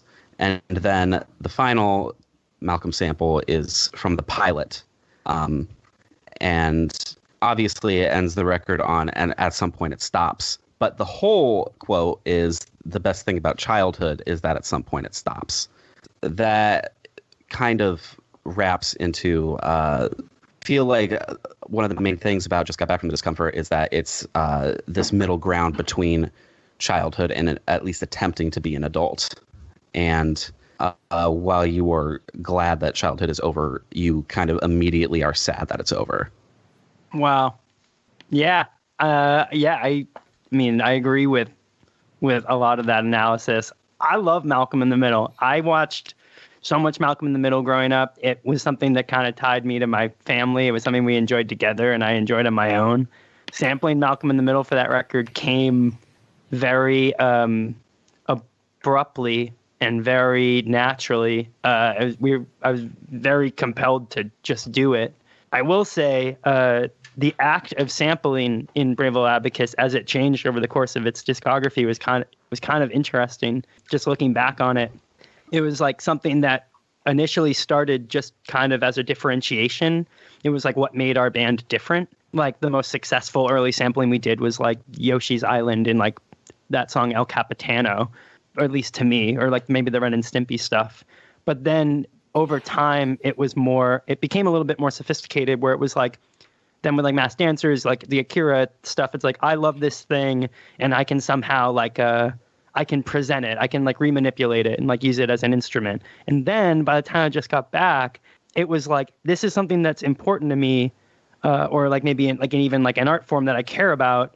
And then just using that as a vehicle in which you can not only present your passion about it, but but the idea it gives out. And so with Malcolm in the Middle, on one level, Malcolm in the Middle was like so important to me, and it's fascinating to hear that at the same time in your life, it felt really exemplary and relatable. And it's like, but is that, and then, but it also was like fascinatingly connected to what I felt we were doing. So I don't know. I mean, I didn't search for them. That was one of the weirdest things. They would like, I'd be watching the episode and then it would just happen, and I would just go get the laptop and the interface and I would just record it. Whereas like all the Akira samples and stuff was like in Masked Dancers was all this like cutting and pasting and making it into melodies. This was much more like I just hear the words and then record them. It was just too fitting. And then ending the record with the quote from the pilot. There was something about, just funny, like eternal return of like always restarting Malcolm in the Middle. Granted, you as a fan, I'm sure you can only get the, way before it was ever streaming, the only DVDs you could own were the first season. So I've seen the first season more than I've seen, once it got taken out of syndication or moved to Sundance or whatever, I just watched the first season every month. So there was like this strange repetition, and I knew like so much of what I felt making Just Got Back wasn't going to go away. I loved the idea of like calling it Just Got Back from the Discomfort, we're all right, but you're not all right. And, and at some point it doesn't really stop. Yeah, childhood, I guess, does. I mean, I still feel like a kid right now. But it just felt like too good. You know what I mean? Like it always came back to Act 1, Scene 1, whether or not it's the pilot to Malcolm in the Middle or if it's, the tape ejection opening pile. It felt like the right move. Same with the How quote. And then, the other one that's, I have a little bit of a tough time. There's a little bit of a cringe factor hearing yourself do a spoken word verse, in a song. I can't, when I listened to it this morning, I was like, oh yeah, that doesn't hold up for me. Just a little bit. But, I loved the Dewey sample. I loved that idea. And live, I fucking loved screaming "Me Neither." Like, I loved that. That was so much fun because I did feel that way. I felt in a variety of ways. I felt too dumb to be upset or sad or something. So yeah, I stand by them all. That got kind of tangent-y. I love Malcolm in the Middle, and I'm really glad that we sampled it on the record. It's another reason why the Spotify thing is a mess. I don't get, you can't take those out. What's up with that? Copyright. Yeah, I guess. Yeah. Kyle, you pointed out Emily on Orange Blue with Stripes could be a Pink Floyd reference, which also ties into the idea of looping the record so you can have that eternal recurrence. Like we were talking about with the Prince Daddy record or Somewhere City, it's that, isn't this where we came in? And just to kind of expound a little further on that idea of eternal recurrence, is that something that you deliberately set out with the record to do, to make it this kind of endlessly re-listenable world that you could immerse yourself in? Not from the jump, not from the get-go, but probably 50 to 75% of the way into making it, I was starting to feel that was what was being made, and songs were beginning to react to each other, and things were starting to repeat and move around. So yeah, the last song that got wrote for that record was Orange Blue with Stripes, and it's just about the record. So it's it definitely became that somehow. I don't really know how. It just happened, I guess. So it became kind of a concept record while you were doing the record? Yeah. And I don't think that I used those beterms, but what's funny about that is I've listened to so much music that kind of was in and itself somewhat concept-y. Being obsessed with The Ugly Organ or Automatic for the People. I mean, these are records with structural motifs. Michael Stipe has gone on record as just saying that Automatic for the People is literally a record about him dying. There's songs where he's either about to die or dead or floating above his grave. That fascinated me. I loved the reoccurrence of self-referencing in Tim Kasher's work, across the board. Mm-hmm. Absolutely loved that. I mean, one of my favorite moments on Just Got Back that I think is just so absurd, and I can't believe that my 19-year-old self and co did this, but is the sample of Andrew's voicemail telling me that Map of the Stars is playing on our local college radio. I mean, it's that to me was not weird because of what I was into doing. You know what I mean?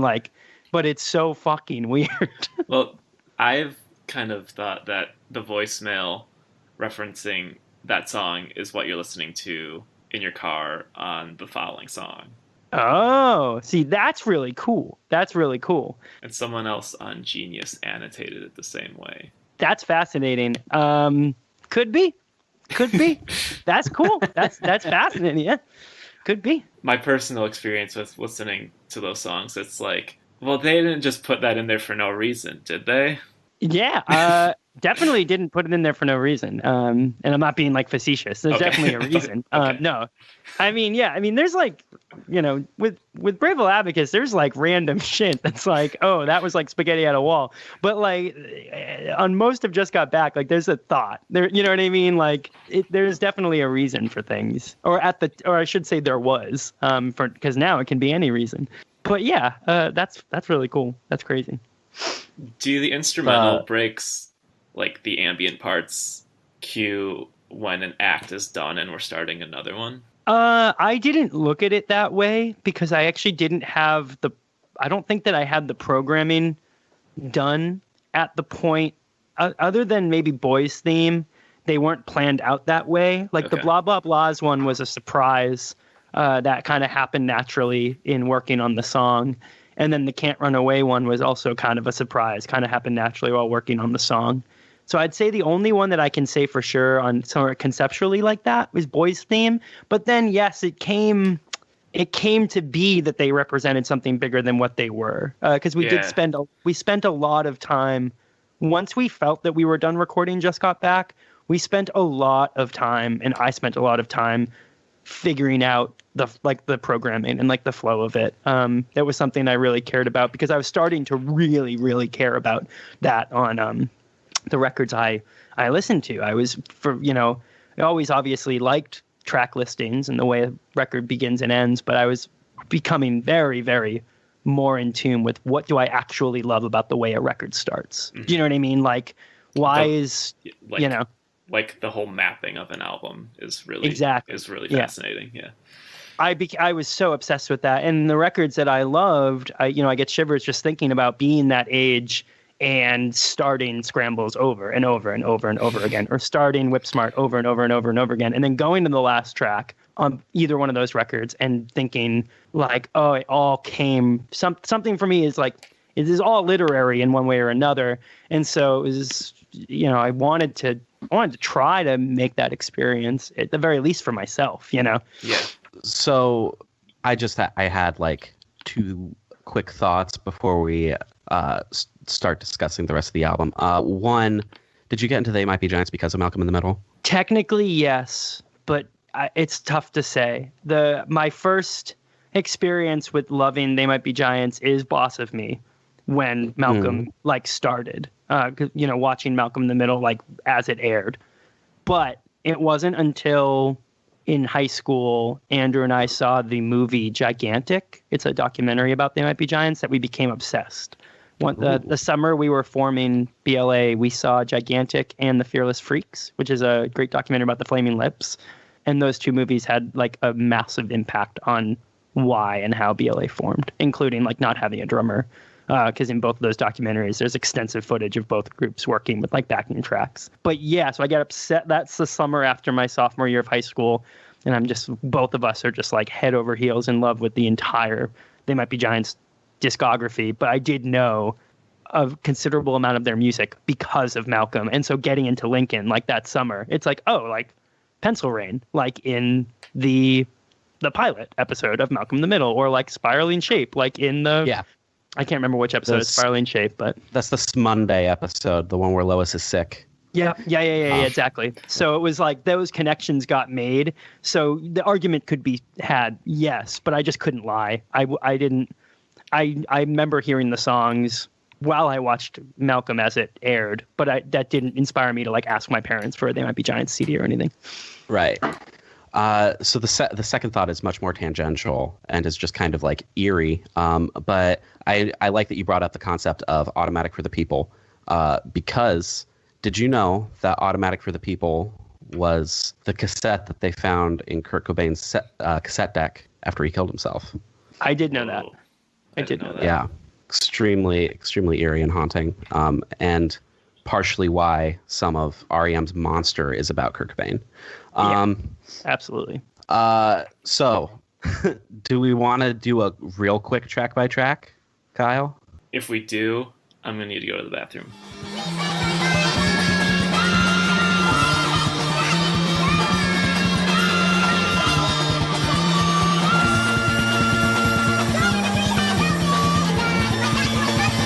So we start with Pile, No Pile, Pile. I think a perfect introduction to how desperate this record sounds. And I think specifically, the opening couple verses almost make it, sound obsessive. Yeah. Sorry. I just was going to say, to me, the weird thing about this song is that it almost sounds like a closer.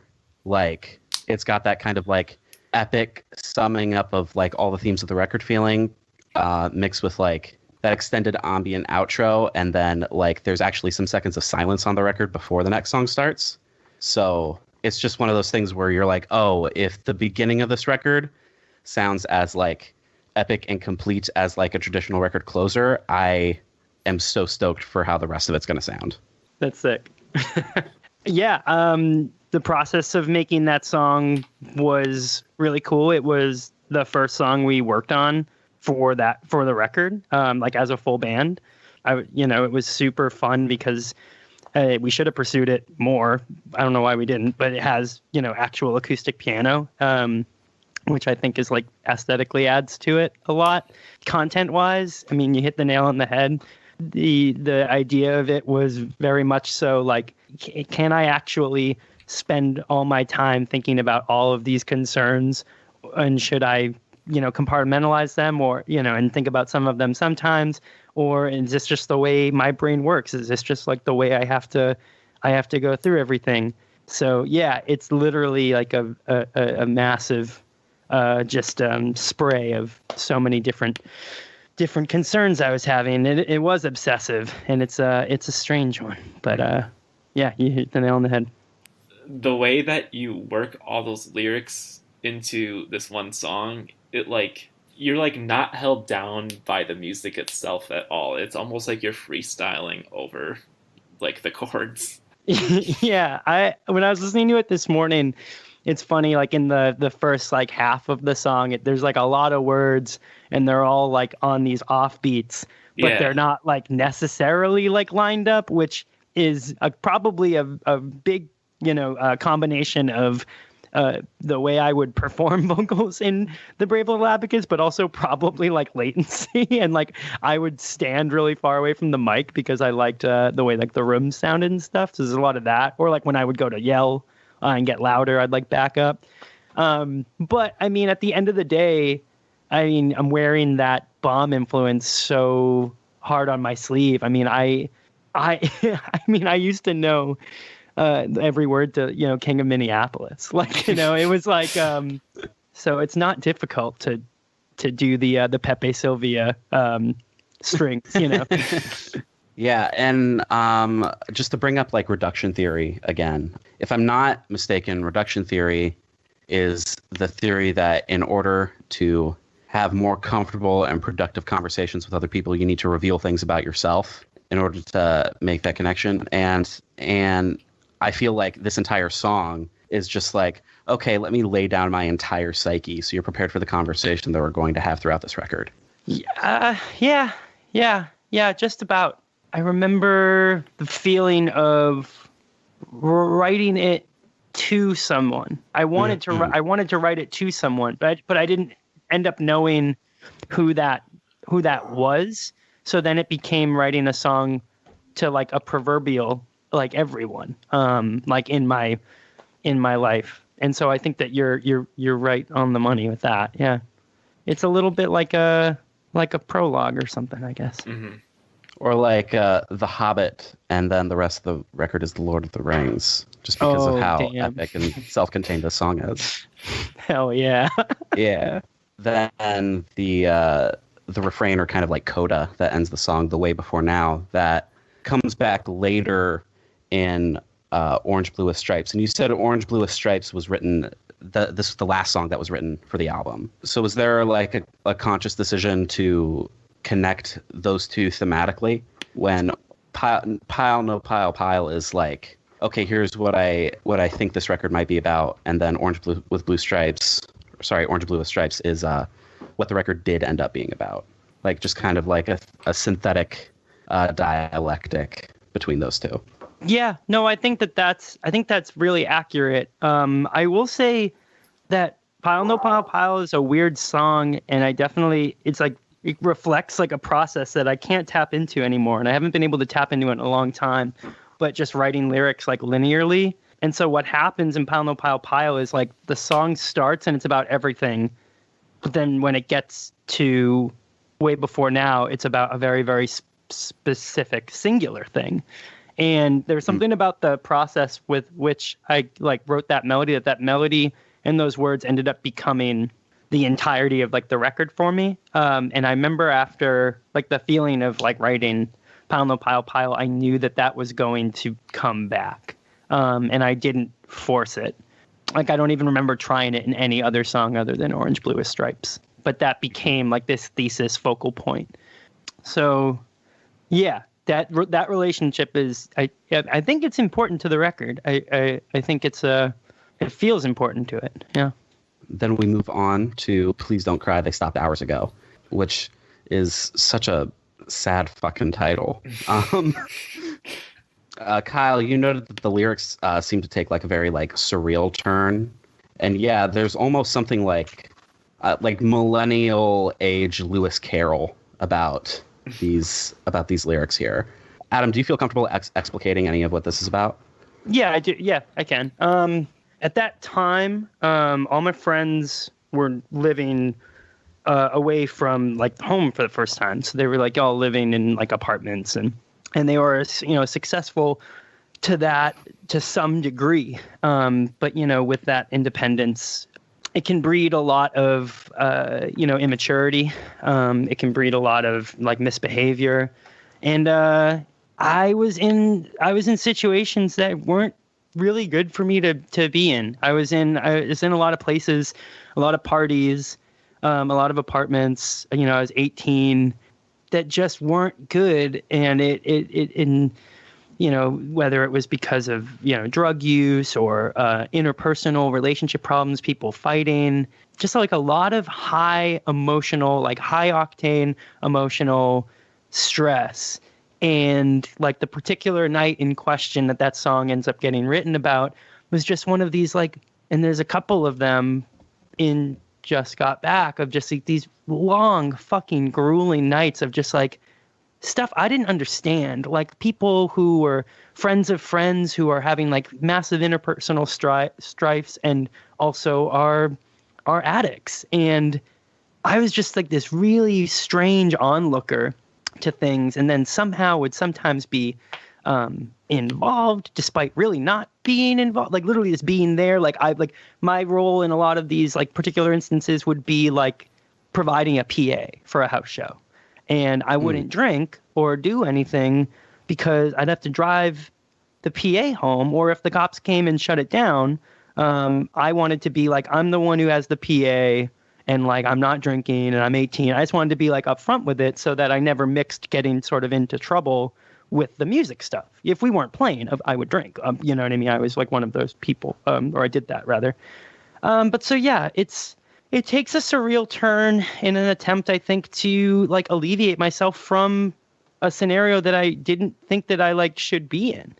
What's strange is that it's the like that kind of more serene part of the song it was almost like creating like a little imaginary, like I think I actually kind of looked at it like I went into a glass of water or something, and I think in the moment that I was actually kind of trapped in was quite awful, and what I was actually like seeing in front of me was like pretty horrendous, and I think I just kind of like stared at a glass of water. I remember one of the times, kind of similar, just like a funny tangent, was I had like an Arizona sweet tea on top of my amp, and I went to go take a big sip of it during a BLA song, and someone had put a cigarette in it, and I swallowed it like I swallowed like an entire cigarette butt in this house in question, and like couldn't play the next song. Was like it was like so bad. But yeah, I mean, I don't mean to sound like super melodramatic. It was kind of like a harbinger of things to come with some people I was like close with, or haphazardly not so close with, but they just orbited my world. I mean, it was just people into things that led them to hard drugs and a lot of struggle. Just people having really hard lives. That's the sound. I mean, I don't know if this can apply to anything on this record, but that's the unfortunate sound of Just Got Back. I mean, that's almost every song I can tie to certain things that are very sad, and it's reflected in the aesthetic. This morning when I was listening to it, there was like one moment of, I think it was bug-infested floorboards. I know we'll get there, but I just a side note, I was just like, this shit is just grueling. Like this, right. And I'm fine with talking about it, but it's just the reality. So that's that song for sure. And then you get that the let me bathe amidst my ignorance, just being like, I don't understand what's, going on. I'm either too young for this or I'm too stupid. I don't understand. The fucking Yeah. breakdown at that part is monumental, though.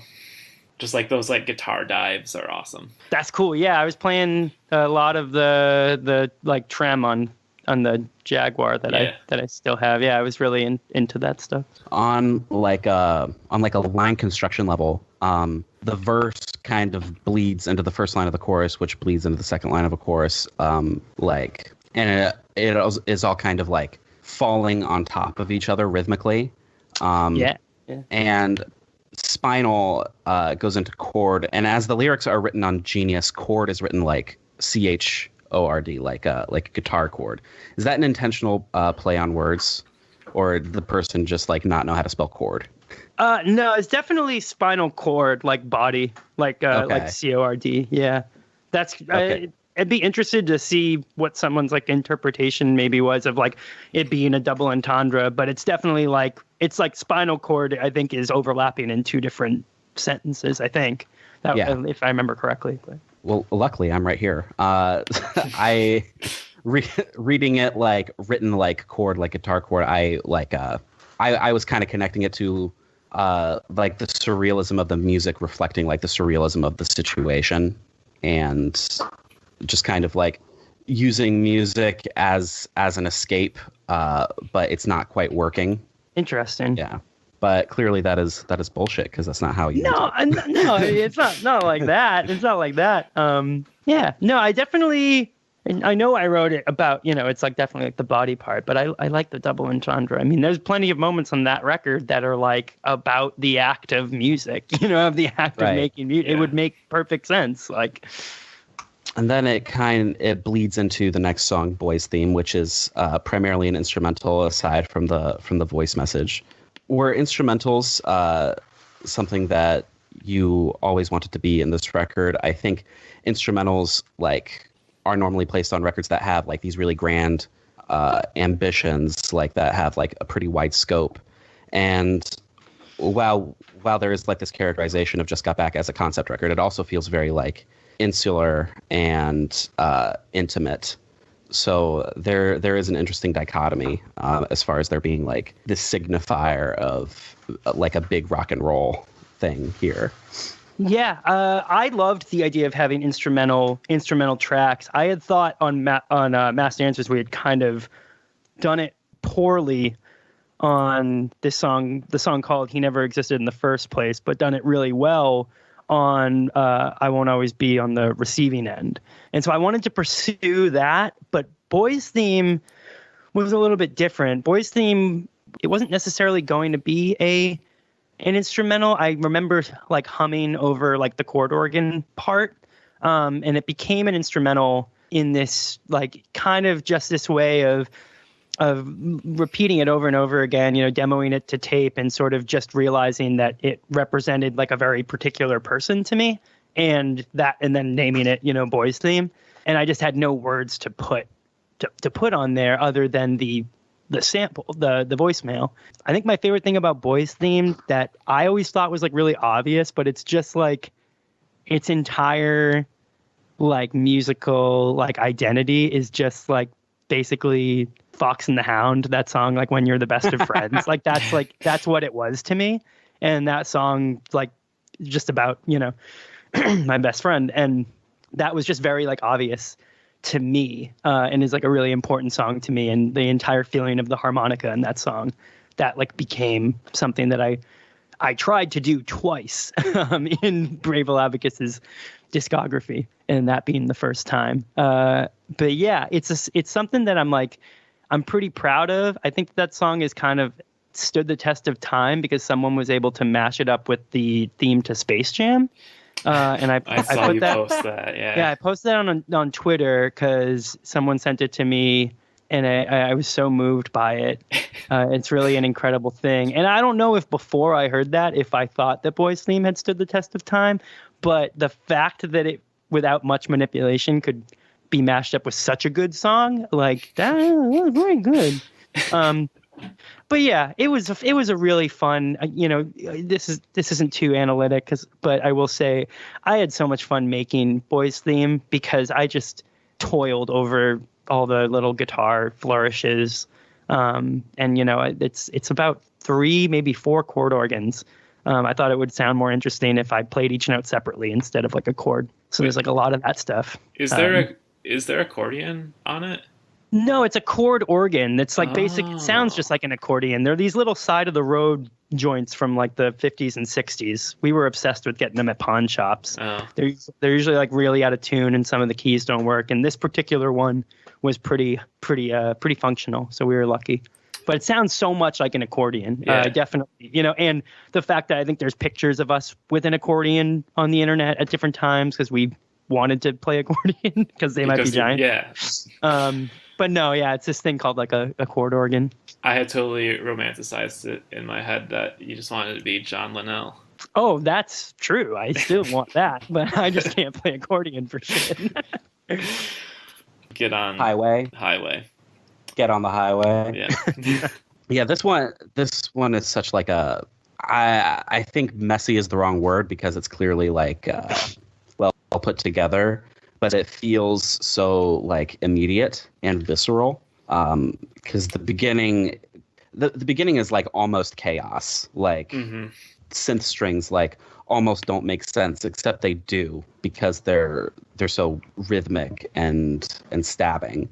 But I think this is one of the songs that is strongest on the album because it's indicative of like one of like the running conceits that you do where like the beginning of the song is very like frantic and energetic and then it kind of like is too much for itself and it kind of collapses into an instrumental and then some ambience. Yeah, this song was strange. I have to say, going back to your correct guess on this song not getting any mixing treatment or, the only availability of it being that mix down, is I don't know if this song would have stayed the way it was. I don't think it was really finished. Yeah, like I think that, the outro, I don't know, I feel like maybe we would have shortened the outro or something. It just would have been, I think it would have gotten further edited, which is, I don't know, it's just interesting to think about.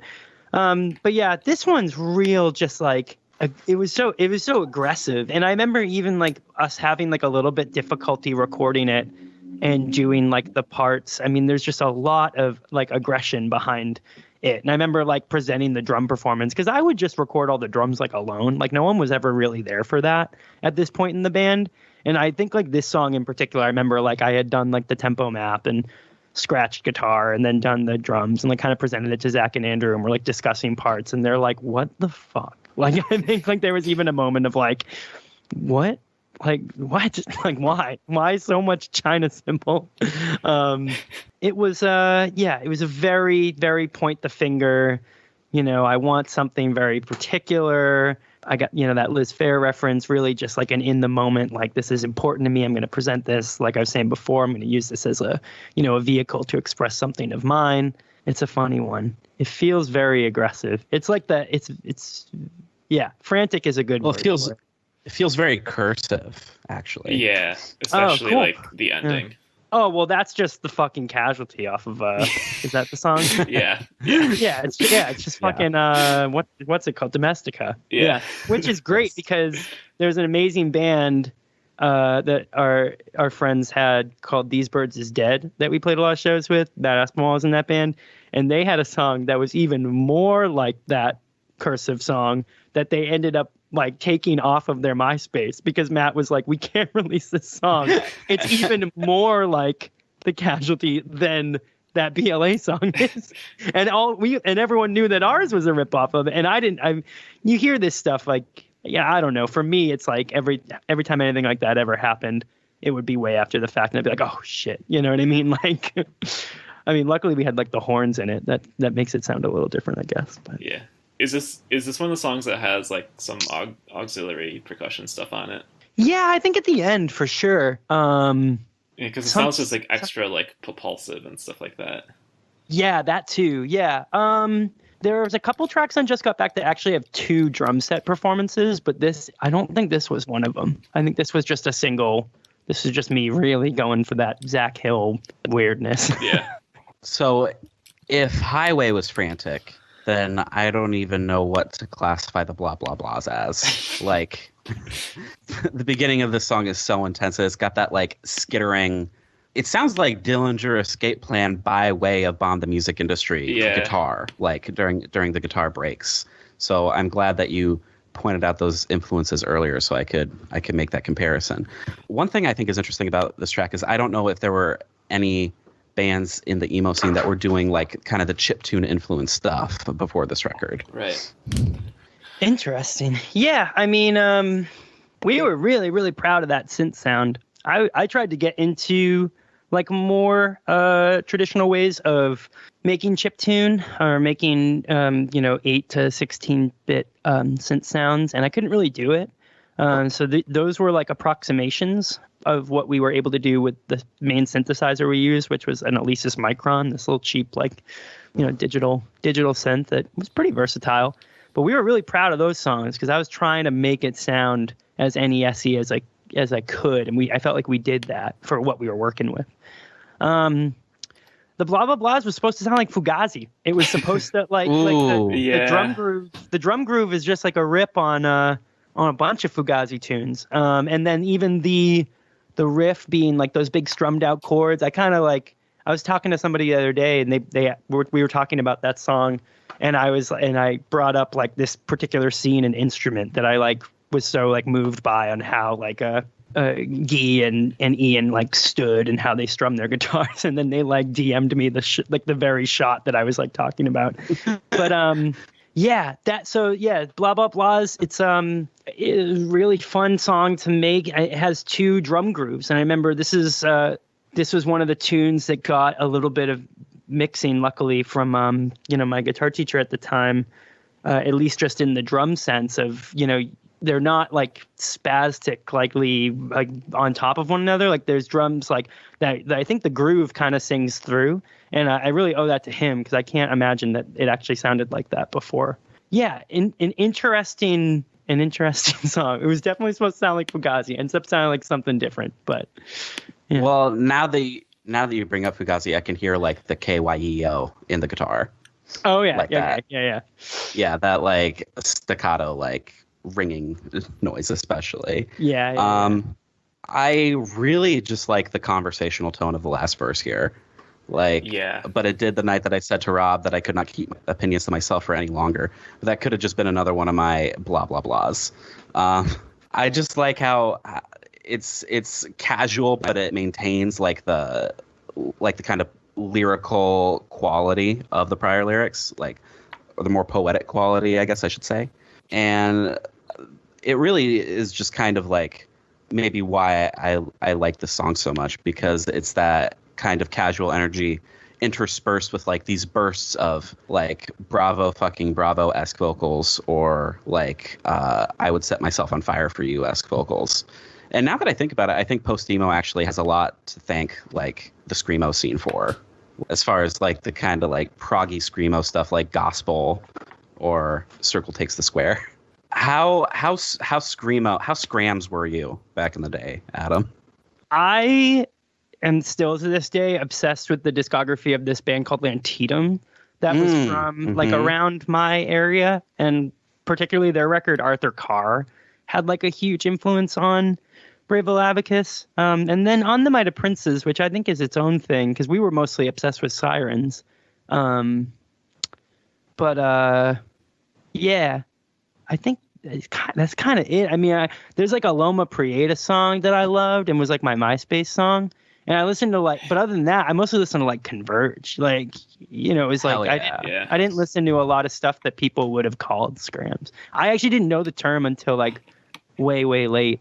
But yeah, one funny thing I just want to add, because I don't know if anyone like knows this. Some people do, I guess. But like it's these ideas that waste all my time part. That's my friend Rory, who was the lead singer of that band Interrobang that I was in at the same time. That's not me. Is he the one that sings it in the final show? Yeah, and so I think some people have like put that together, I know that some people maybe even like hearing this Like they think I go into this like really awesome place in my vocal range and I don't have. Rory's like a monster singer, like one of my favorite front people of all time, and being in a band with him was extremely special. But yeah, I really wanted his voice on the record, and we did it like in his kitchen. It was awesome. Tight. Yeah. Are you sampling like Sonic at the beginning of the song? There's like some video game like character jumping at the beginning. It might be Sonic. At that time, I was mostly pulling from PS1 games. It might be a sound effect from, because there's Marvel vs. Capcom and Please Don't Cry.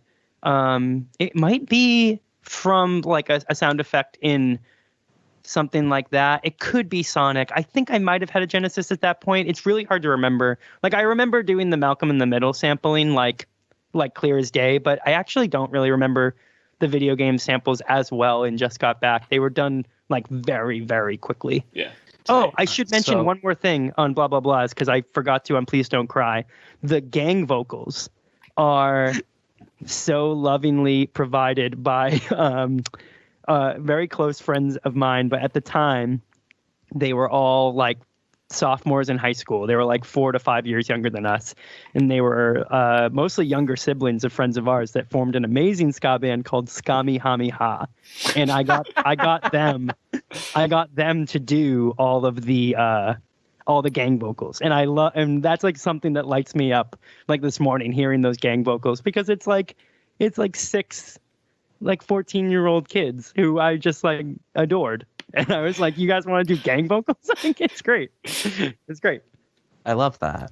I also love that you were listening to Converge, because the running theme of our series has been like how much emo just comes like from hardcore. Oh yeah. I mean, it's like so much to take out of that discography. Yeah. I mean, I could go on about it forever. It's wild.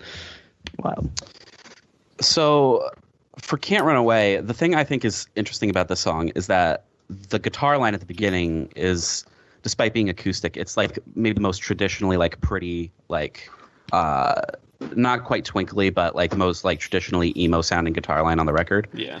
And then kind of like simultaneously, as you talk about, juxtaposed to the accelerating swell of the musical score, music itself swells and it becomes like very weird for an instrumental emo song. It becomes like angular and harsh. So I've always thought like the different textures that were being explored in the song were super interesting. Yeah, this song is really sad. Yeah.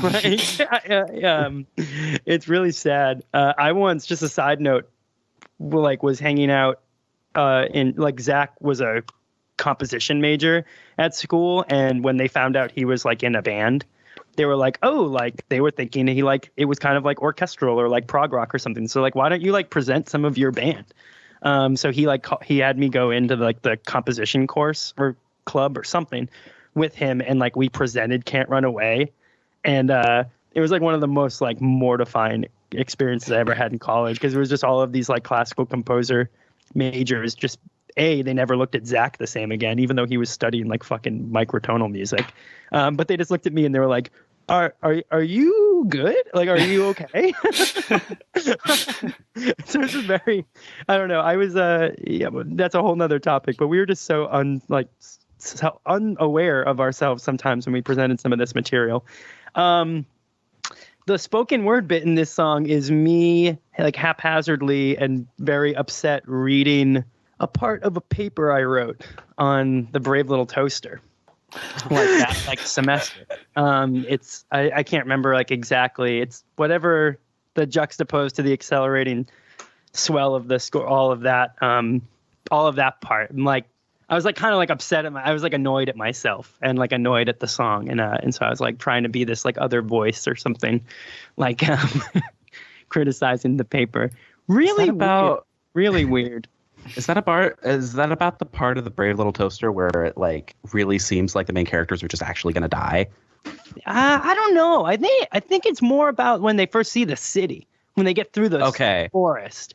We were obsessed with the score to that movie. Like, I know the score of that entire movie. Like, the back of my hand, and we would obsess over like that scene and the musical cue there.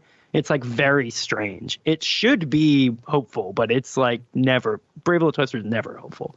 No, it's a fucking horrifyingly sad movie. Like, yeah, who would have ever thought that Brave Little Abacus was obsessed with it? Yeah. Is Brave Little Abacus Don Bluth or no? No, it's actually proto Pixar. It's Lasseter and them. Yeah, it's like Pixar before they had a real company. It's like Disney's last bet on them as regular animators, and then they went on CGI. I probably thought it was Don Bluth because it has the same like Secret of Nim-esque quality of, oh, kids can handle like any amount of trauma in a film that you throw at them as long as there's a happy ending. Oh, big time. And we were obsessed with Bluth too. We were obsessed with animation across the board. We would watch like Rockadoodle and Troll in Central Park. I mean, that was like our bread and butter. Troll and Central. What was that other one about the penguin? Pebble and the Penguin. I love that. That's late era Don Bluth. I don't remember getting into that stuff as much. But as a final note on the song, I do want to say that I think probably the definitive line of this era of emo is when I say I'm sad, I mean it. Yeah. Damn. And I think that's also like the definitive vocal delivery on this album as well. Yeah. It's got that melody mixed with that kind of like abrasive, desperate quality that you've mastered throughout the album. And I think the thing that I really love about the vocal approach on this album is that it seems so much like you care about what you're singing, but you don't care about how you're singing it. And I know that like in practice, that's probably not what you were thinking, but it is how I came across. It kind of lends itself to like this just reckless abandon and catharsis. No, I think that's right on. I don't think I gotta say I take any criticism of the way my voice sounds in the Brave Little Abacus, like that's not even criticism. Oh no, I'm sorry. I was just kind of saying as like another, like I was sorry, prefacing like a different point. I was gonna say like I kind of like take it pretty easily. I mean, my parents they literally wanted to kick me out of their house because they came home one night and I was tracking something, I think Map of the Stars or some shit, and they were like, you can't live here anymore. But I was just gonna say, you're right on in saying I was not concerned. Like I just wasn't concerned. And Can't Run Away has like a one take song, maybe with like an overdub for like the spoken word thing or something. But I just like did it. I just did it. And I it's so funny, for as many parts of the Brave Little Abacus that we thought painstakingly about what it sounded like to like an elitist, like neurotic level, that's not how we looked at things like the vocals or things like the drums. It was like putting the cart before the horse, but it's more like we didn't know that you needed a horse to fucking drag the cart. You know what I mean? Like it was like my vocals were just my vocals, and that's why like I take any anyone that has any opinion on it, I'm just like, yeah, I don't know. I just like, I went for it. This song was different because it was like in a range I could sing. So it has a different quality, I'm not just like trying to do the whole like sing as high as possible thing or something.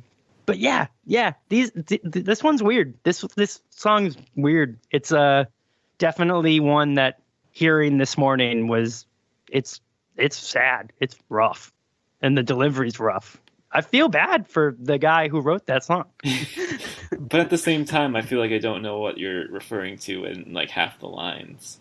Like Hats of Green. And like the third verse we're talking about your dad and stuff. And then the stuff about the posters. Yeah.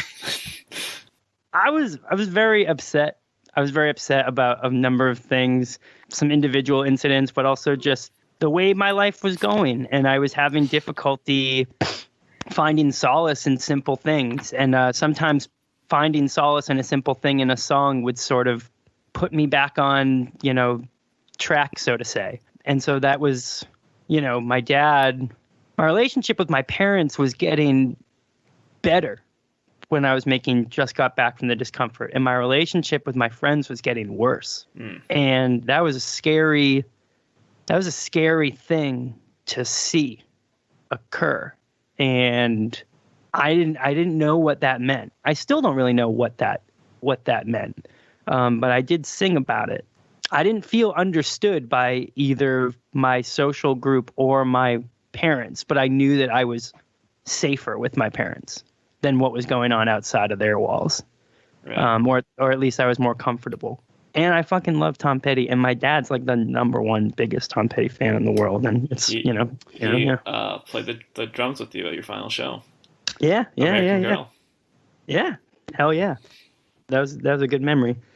So yeah, and then the poster was I'm a big I'll just say this, I guess I'm a big like decorator person. Like I'm in a room right now with like literally like framed pictures of like Bjork and the Replacements and like Liz Phair, and there's stuff all over my walls, and that kind of started that at that time in my life, and just because I was just really, really fucking lonely.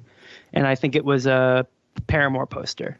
I think I put it up in my room, and I think I kind of remember like looking at it, and it was just like me and that poster, or like thinking about it. I think it was like coming from eBay or something, and I was just like, "This is bad. Like this is really bad." Just straight up. Yeah. I'm still a poster person though. They make me feel less alone. I like framing like pictures and magazine clippings and stuff. Yeah, I don't know. I love how much you love Paramore throughout this entire I fucking conversation. love Paramore. I love They're such a Paramore good so band. much. Yeah, I know. I think that they're like the most important band of the last like 20 years. But yeah.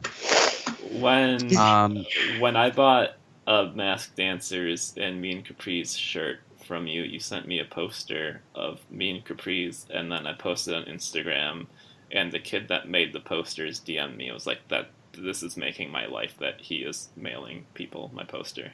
I didn't know what to do with it. Ricky's he's the best. He sent me like 100 of them. I thought I was gonna cry, and I was like, I can't sell these. What am I gonna do with them? And he's just like, anything you want. So I was like, I'll give them to anybody. Like I just gave them to everyone. He's so nice. Yeah. He made us like 100 of them. It was beautiful. Yeah, it's sweet. Track 7, entering the second half of the album, Untitled, continued. Sequel to the song Untitled, off of the split with Matt Aspinwall. Very similar lyrical content, just about the dissolve of a friendship, the friendship that feels like it's dissolving throughout the entire record. So is the record in its entirety about the dissolution of this friendship? No. Or is that just one facet of the discomfort? It's one facet. It's about the, dissolve of like a variety of relationships and perspectives, I think. But that's one of them that feels like throughout it is brought up. And because like the regular Untitled was about like the same exact thing, I very uncleverly named it Untitled Continued. I feel like this song just kind of starts a race to the end of the album. Yeah. Yeah, absolutely. I mean, this is where like even the production of the record gets like kind of funny. The songs just kind of go for sure.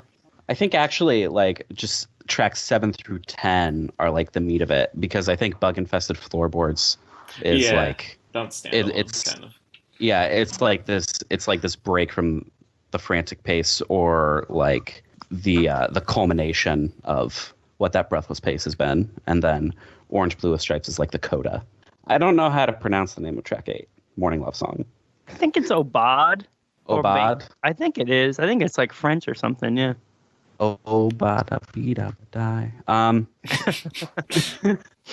This is like, in comparison to the rest of the album, I think this is like one of the least dense songs lyrically. I agree. There's a lot of like Rage Against the Machine-esque repetition. But this one is this and the next track are like, it's weird. They're really weird. They're in their own. I have a couple funny stories about them. They're kind of on their own little island. It's weird. And this one is one of the only songs on the record that it feels like explicitly romantic as well. And I don't even know whether it's supposed to be taken literally or metaphorically, the opening "Yes, I Thought Our Mouths Would Meet" line, because it feels like it could be about a specific person, but it also somewhat feels like the relationship of this song is just kind of metaphorical for all the relationships discussed throughout the album. Just kind of like this search for connection that is not like adding up. Yeah, and it was funny, with this song, I liked the interplay of the keyboards and the horns and like the guitar. And what's funny about it being so like repetitive is that we also were becoming hyper aware of songs being like frantically changing and like their themes changing and going through part after part after part. And so we liked the idea, and we liked experimenting with the idea of like a song that didn't do that to see what would happen, you know? And so that was kind of what was neat about it. My fun fact or weird fact about this song, and it's not what you think it is that I was letting someone borrow a lot of my drum equipment. And so all I had was a ride cymbal, floor tom, a kick drum, and a snare. Like no hi-hats, no rack tom, no crash stands, anything like that. And instead of just figuring out how to get them back or going to a store and getting what I needed, I tracked the drums on that minimal setup.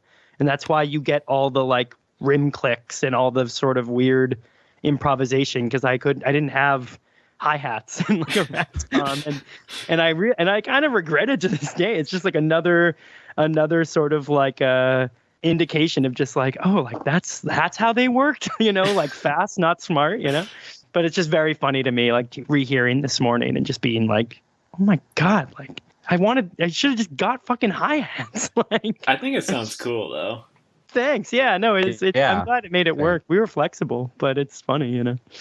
The thing I like about the parenthetical title being Morning Love Song is that in the bridge, when you actually do mention the morning, it's in the morning I'll be fine. It seems to be like an ironic contrast with what the title might lead you to believe that the song is about. It's not a love song about love happening in the morning. It's a song about the morning after potential love. Yeah, I think so. Yeah, I think I'm like 7 for 8. Maybe on interpretation. I don't know. I don't know. They're about something. So I really am very fond of track 9. It's not what you think it is, because the first verse feels very Max Bemis. Yeah, I think I straight up thought that today. Wait, what's Max Bemis? Say anything. Singer Say Anything. Oh, whoa, that's sick. I really love Live with the Glory of Love, but I don't really know that band. So you should listen to the lyrics to the song "Admit It," and then listen to this one again, because it doesn't feel like a ripoff at all. Oh no, I should be clear, but it just feels like kind of like a continuation of. I feel like at this time there was a lot of like born in the wrong generation type dorks who were like, I wish MTV still played music videos, when the fact is MTV has always had non-music video content. Of course, yeah. But the thing that ties the Say Anything song and this song together in my mind is kind of like the revulsion leveled at kind of like the prototypical hipster. There's like an archetype of the cynical snob that gets massacred here, which is, I think, like a running theme in all of emo ever since at least Irony is for Suckers by Lifetime. Like, just kind of like elevating yourself above like the rest of pop culture doesn't actually make you better than the rest of pop culture. It just means you're commenting on it. You slip in a little bit of self-loathing in here too. The fact that I hate the way that I talk. Well, it was hard. I mean, I was really fed up with a bunch of the quote unquote alternative that I was surrounded by for a variety of reasons. I felt like it was strangely disingenuous. I felt like people were not an alternative of much. And it's particularly people who I didn't find very creative or like it weren't like artists. But what got difficult was I was a complete like elitist in and of myself. So me, embracing, maybe more pop music or something that's not on the surface that's cool, or feeling a little bit like outsider-ish for what I liked or how I liked it, and it not being like hip or whatnot. What was strange about that was like I was conceited in my taste in a very similar like way. So it was I don't know. It was definitely an aggressive song that had me pointing a lot of fingers, but I think that I needed to at least point the finger back at myself at least like once, Mm-hmm. Yeah. And then it goes into a place that's just like the finger stays on on the individual and never leaves. That sad ass ending. Damn. But yeah. What's the line in Sweden They Got It Right, I guess, about? Is that about Refused or is it about ABBA? I wish it was about ABBA, but it was definitely about Refused. I felt really, I had some weird experiences getting into The Shape of Punk to Come that year and showing it to some people that I knew outside of the Brave Little Abacus, and them just being like, this is garbage music. Like people who I like thought were pretty cool, people who I thought were pretty smart, pretty hip. And I was just like, wait, how isn't this so important to you? And there's a lot of that in that song, you know? And what they didn't like about it was probably the fact that like New Noise sounds like it could have been like written by like Rob Zombie at times, you know? And but that's like, that's the best part. Like, Very true. And this song also has the callback to Untitled Continued with If We're All Our Own Co-Pilots. Yeah. Was kind of like the thematic connection. If Untitled is about like a specific relationship within the scene, it's not what you think it is. Kind of seems like about analyzing your own relationship with the broader scene. I think I'd get more and more angry about stuff, and then I'd feel more and more alone, and then I'd feel more and more sad as I got more alone and more angry. The level of disconnect I just felt with so much of my surroundings was just so far-reaching in my life. I mean, like it's hard for me to really like tap into and I can't stress this enough. I feel like weird saying it, but I can't tap into the person within me that wrote about dying in a car because they could sneeze and let go of the wheel, and that there was no one else in the car. Like I just was so I had just the largest gap I felt between me and other people. And somehow in this song, I venture from like judging everyone to at the end of it being like, damn, this cycle is bad. Like it's, yeah, I don't know. Pretty heavy. And then it leads into the companion piece to Boy's Theme in my mind. Alston, Massachusetts, December 2009 to January 2010. This is another kind of like overture, and Kyle was attempting to break the songs on this record down into acts, and I think he got it right, in my opinion, that the overtures kind of resemble like the act breaks, the intermissions. I really like that idea. That's cool. Yeah. So not intentional then. Well, I mean, I think we were talking about this a little bit before. I mean, I think like it wasn't. It's just hard to say. It's hard to say because they were so improvisational. Like Alston, Massachusetts. So I just happened to be at my friend Rory and Colin's apartment for a couple of days, and I wanted to record them doing some guest vocals. Like we got Rory on the blah blah blahs, and it just happened to line up where the months changed and whatever. And I ended up staying there for some reason. I stayed like longer than I was going to, and just started picking away at this tape of. I think they had an acoustic guitar, and like an ashed out acoustic guitar in their living room that's like maybe had 2 strings on it. You know what I mean? And just started picking away at that and the toy piano they had. And a lot of it made it on the records at different places. And the only reason I can't claim that it was like an act break or something was because I never planned on making the song. There was an improvisational element to the construction of that record. I never planned on the blah, blah, blahs having the outro it did until we were making it. And then all of a sudden experimenting to make it. And this Alston song, I mean, it really felt like it's a really special track to me. And the stranger moments of this record are its most like serene and special to me because it sounds like a little bit otherworldly to me. And it just kind of made itself. And I like that. So I wish I could say it had more of a plan, but it really just sort of happened. I think it's honestly super interesting how, despite how kind of improvisational, intentional but not intentional it was, like Alston kind of matches perfectly, like symmetrically with Boy's Theme and feeds again into like the eternal recurrence theme of the record. Yeah. Like you could listen to it like sequenced backwards and still hear all like the themes popping up like a mirror image of where they popped up in earlier songs. Just again, an example of like why I was so intimidated to do this record. It just seems so like flawlessly pulled off. It's very kind. I don't know. It's crazy. I'm glad that I'm glad that it works that way. I mean, I said it, earlier.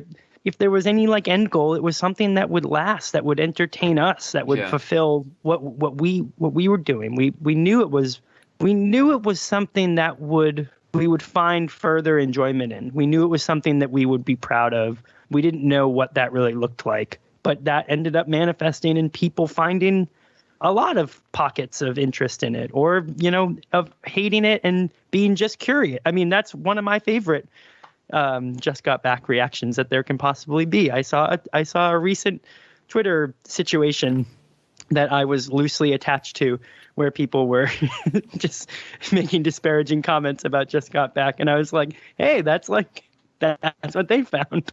Like, I know that music I really, really dislike is fascinatingly important to me, because if it didn't exist, I wouldn't really, really dislike it. Disparaging comments. Jesus. On the internet? On the internet? This is off topic, but I do want to broach. Have you seen like the recent like emo Facebook meme about the Brave Little Abacus vocals sounding like SpongeBob? I've heard that comparison. I haven't seen like a specific meme, but I know like people have called it like SpongeBob core and things like that. Yeah, that's been around for like 5 years, I feel like. Yeah, which I feel like it's popped up again recently, and the reason I have such a problem with it is just because it does not sound correct to me. I just don't hear it at all. If anything, sorry, Adam, I hear Mandark from Dexter's Lab. Oh, I was going to say the same thing. I've seen that comparison before, and I'm just like, oh, totally. Like, give him a little bit of a lisp, and you've got me. But, yeah, I don't get the SpongeBob thing. I mean, I think SpongeBob has a beautiful singing voice. I don't have it. Yeah. Tom Kenny actually can belt it. Oh, yeah.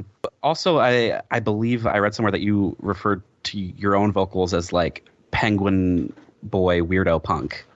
Oh, Penguin Punk. Well, Penguin Punk is because of one of the only ever reviews we got. It was all it really said about us was that I looked like a penguin.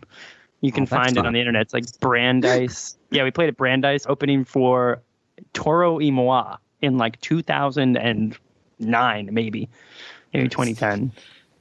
That's a bizarre lineup, but also very cool. It was fine, but the student newspaper wrote like a review. We covered Careful by Paramore, and they had no idea what it was. And they were like, they did some weird cover that they were very enthusiastic about, and the singer looks like a penguin. So track 11, Bug Infested Floorboards. You have said that this was the saddest song on the record. Kyle says that this is the hopeful song, when things get hopeful. So what's the dialectic? How do we reconcile these? I think it is. I think it was written to be the most hopeful. I think that the outro is very, very hopeful. I think it was like the most hopeful thing I ever wrote in Brave Little Abacus, probably. Like with the horns and the vocals. But there was something just like I hear those lyrics and there's like certain things that I can recall, like they're like particularly about. But I guess what struck me in a very like I'm older was that like in Bug Infested Floorboards, this character, this person, me, whatever, they don't have like a resolution to anything. They're just gonna like bail. They're gonna like bounce. And the way it interacts with the Malcolm sample just kind of like gutted me this morning, the second Malcolm sample, because I'm just like, I'm like, oh, like this isn't it. Like, it's not like, this isn't like a solution. Cynthia is always right. That's the thing about Malcolm in the Middle. Cynthia is always right. And that's, and it's good that Malcolm can admit, this dichotomy. But yeah, something about it, just the way it interacted. Sorry, I'm already rambling. It was just sad. I was like, oh, Jesus. I was like, took me years to figure out what was really going on. Cynthia was such a good character, and then she just went away forever. I think like after this episode, like I don't know. Popped up again one more time, but yeah, one of my favorite characters on the show, one of my favorite relationships on the show. I don't know why they dropped the ball with that. I think they kind of like tried to rekindle the same dynamic when they brought in Hayden Panettiere's character, Yep. I think she also represented like a similar like foil for Malcolm. Very much. Yeah, very much. Adam, let's start a Malcolm in the Middle podcast. Right. I would do that. I love talking about Malcolm in the Middle. I'm so glad like more people. I like meeting more people that like love Malcolm in the Middle. It's so good. I don't think it got like the critical acclaim it deserved at the time because the writing is just as like layered and nuanced and clever as say Arrested Development or Community, but it just was a family sitcom, so people kind of wrote it off as like post Simpsons. Yep. Anyway, I think people are kind of championing it as like the kind of middle class family. How like they like capture that to like middle to lower class families. Like that's how they're appraising it, and I think that's dope. Because all we had before that was like Roseanne, which I wrote an essay back when there was still the possibility of Bernie making it through the primaries about Malcolm in the Middle kind of representing like the struggle of the working class and how that spoke to me growing up. This has become an entirely different podcast, but I'm having fun. So the thing that I think is interesting about Bug and Fed Floorboards is that sonically, I think the song it mirrors most closely is actually Pile, No Pile, Pile, in that like it ramps up, and every time you think that it can't get any more intense or grandiose, it does until like it just cuts. And I think that because this song feels so ambitious, that's why Orange Blue with Stripes works following up on it, because it doesn't feel like of a piece or the same level of like, oh, this is like the closer of the record as Bug Infested Floorboards. It feels like kind of ruminating on the journey that we went through. Yeah, I really didn't want to close the record with Bug Infested. I liked sometimes we'd close sets with Bug Infested. I liked doing that. Yeah, I really didn't want to close the record with it. I think I'll leave this place now. That's Colin. That's the other vocal, the 3 of 3 vocal features also of that band in Terrobang. He did a great job. I loved tracking that. I also didn't want to sing that line. It's funny. I was listening to it this morning and I was like, oh yeah, I remember like I didn't want to sing that line.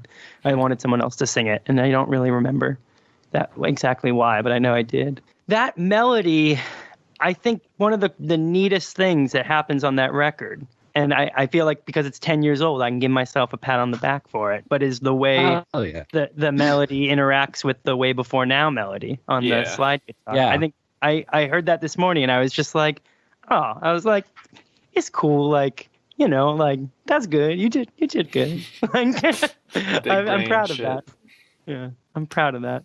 All right. So we are at the big finale, which ironically is the most subdued song on the record.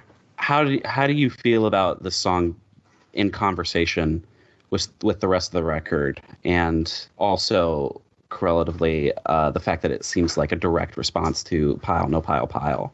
It's my favorite Brave Little Abacus song. I think that it's a song. It's probably one of the only songs that I ever wrote and recorded and performed in Brave Little Abacus that helped me like work through anything that I was like trying to constantly utilize the band to reach some catharsis of. A lot of times in ways that were maybe destructive or, you know, overtly like missing the point. But Orange Blue with Stripes was something that I like toiled over and thought a lot about, and I think it like helped. And it's weird to say that about like a very simple combination of, you know, notes and chords, but it was an extremely like cathartic experience making it. Something that is like fascinating to me is like I just wanted the piano to sound like Liz Phair. Like I just wanted it to sound like Canary. And like sometimes I think about that and I think about like how close I felt to those records and that sound. I played that piano too. That's another weird thing about Orange Blue with Stripes. Orange Blue with Stripes is like an Adam Demirjian song, and that might possibly be why it feels so accessible to me. I don't know if Zach played any keyboards on that song. I honestly don't know. Which, looking back, was probably like a complete jerk move of mine, just being like, "Oh, I did them already." But yeah, it's a song that encapsulates the record, encapsulates the band for me. myself, my relationships. It harkens back to a play I wrote my senior year of high school, like a one-act play I wrote that was performed that was important to me. Yeah, it's a weird little piece of history. It's my little thing. I've on me and Capris tours, I've played it solo a couple of times. I remember once we were playing a show in Connecticut, and Awake But Still in Bed were like coming back from like Mexico, and Shannon had them drive like all night because they were getting to like maybe New York, but Shannon took them to our fucking show, and they showed up. We had no idea they were there, and I remember I played it that night. That was really cool. That's so sweet. The song to me sounds just completely timeless. Like it sounds like I could hear it walking around the grocery store, and it would sound like one of the oldies. Thanks. Yeah. That's cool. On that CD, I found those final mixes of it has like a longer intro and outro. It's like really funny. Like at the end, there's like this tail that's really weird. And at the beginning, like I was saying, you hear us being like, press that button, press that button. Yeah. I got like a little steamy. I was like, oh my goodness. I was like, that is wild. And you hear the room. Like I know the room that it was like primarily made in, because you can hear like footsteps and the sound of like a radiator and weird shit. But that song feels very like alive to me for that reason, because the production it's also like on its sleeve, I guess. I can't believe we actually did end up making it through the whole record. I was like foreseeing like a pause and come back later sort of situation, but I'm glad we did. This was really good. Thank you for being like so open and friendly and willing to talk about all this stuff, Adam. You were really good guest. Cool. I'm glad to hear it. I like your podcast. I was introduced to it when Shannon was on, and I got really excited to get the email. You know. Yeah. It just felt like a fun thing to do. It's nice to make new friends in quarantine too, you know? Hell yeah. Yeah, that's like the cap on. Really, this is kind of like a decade under the influence coming full circle, isn't it?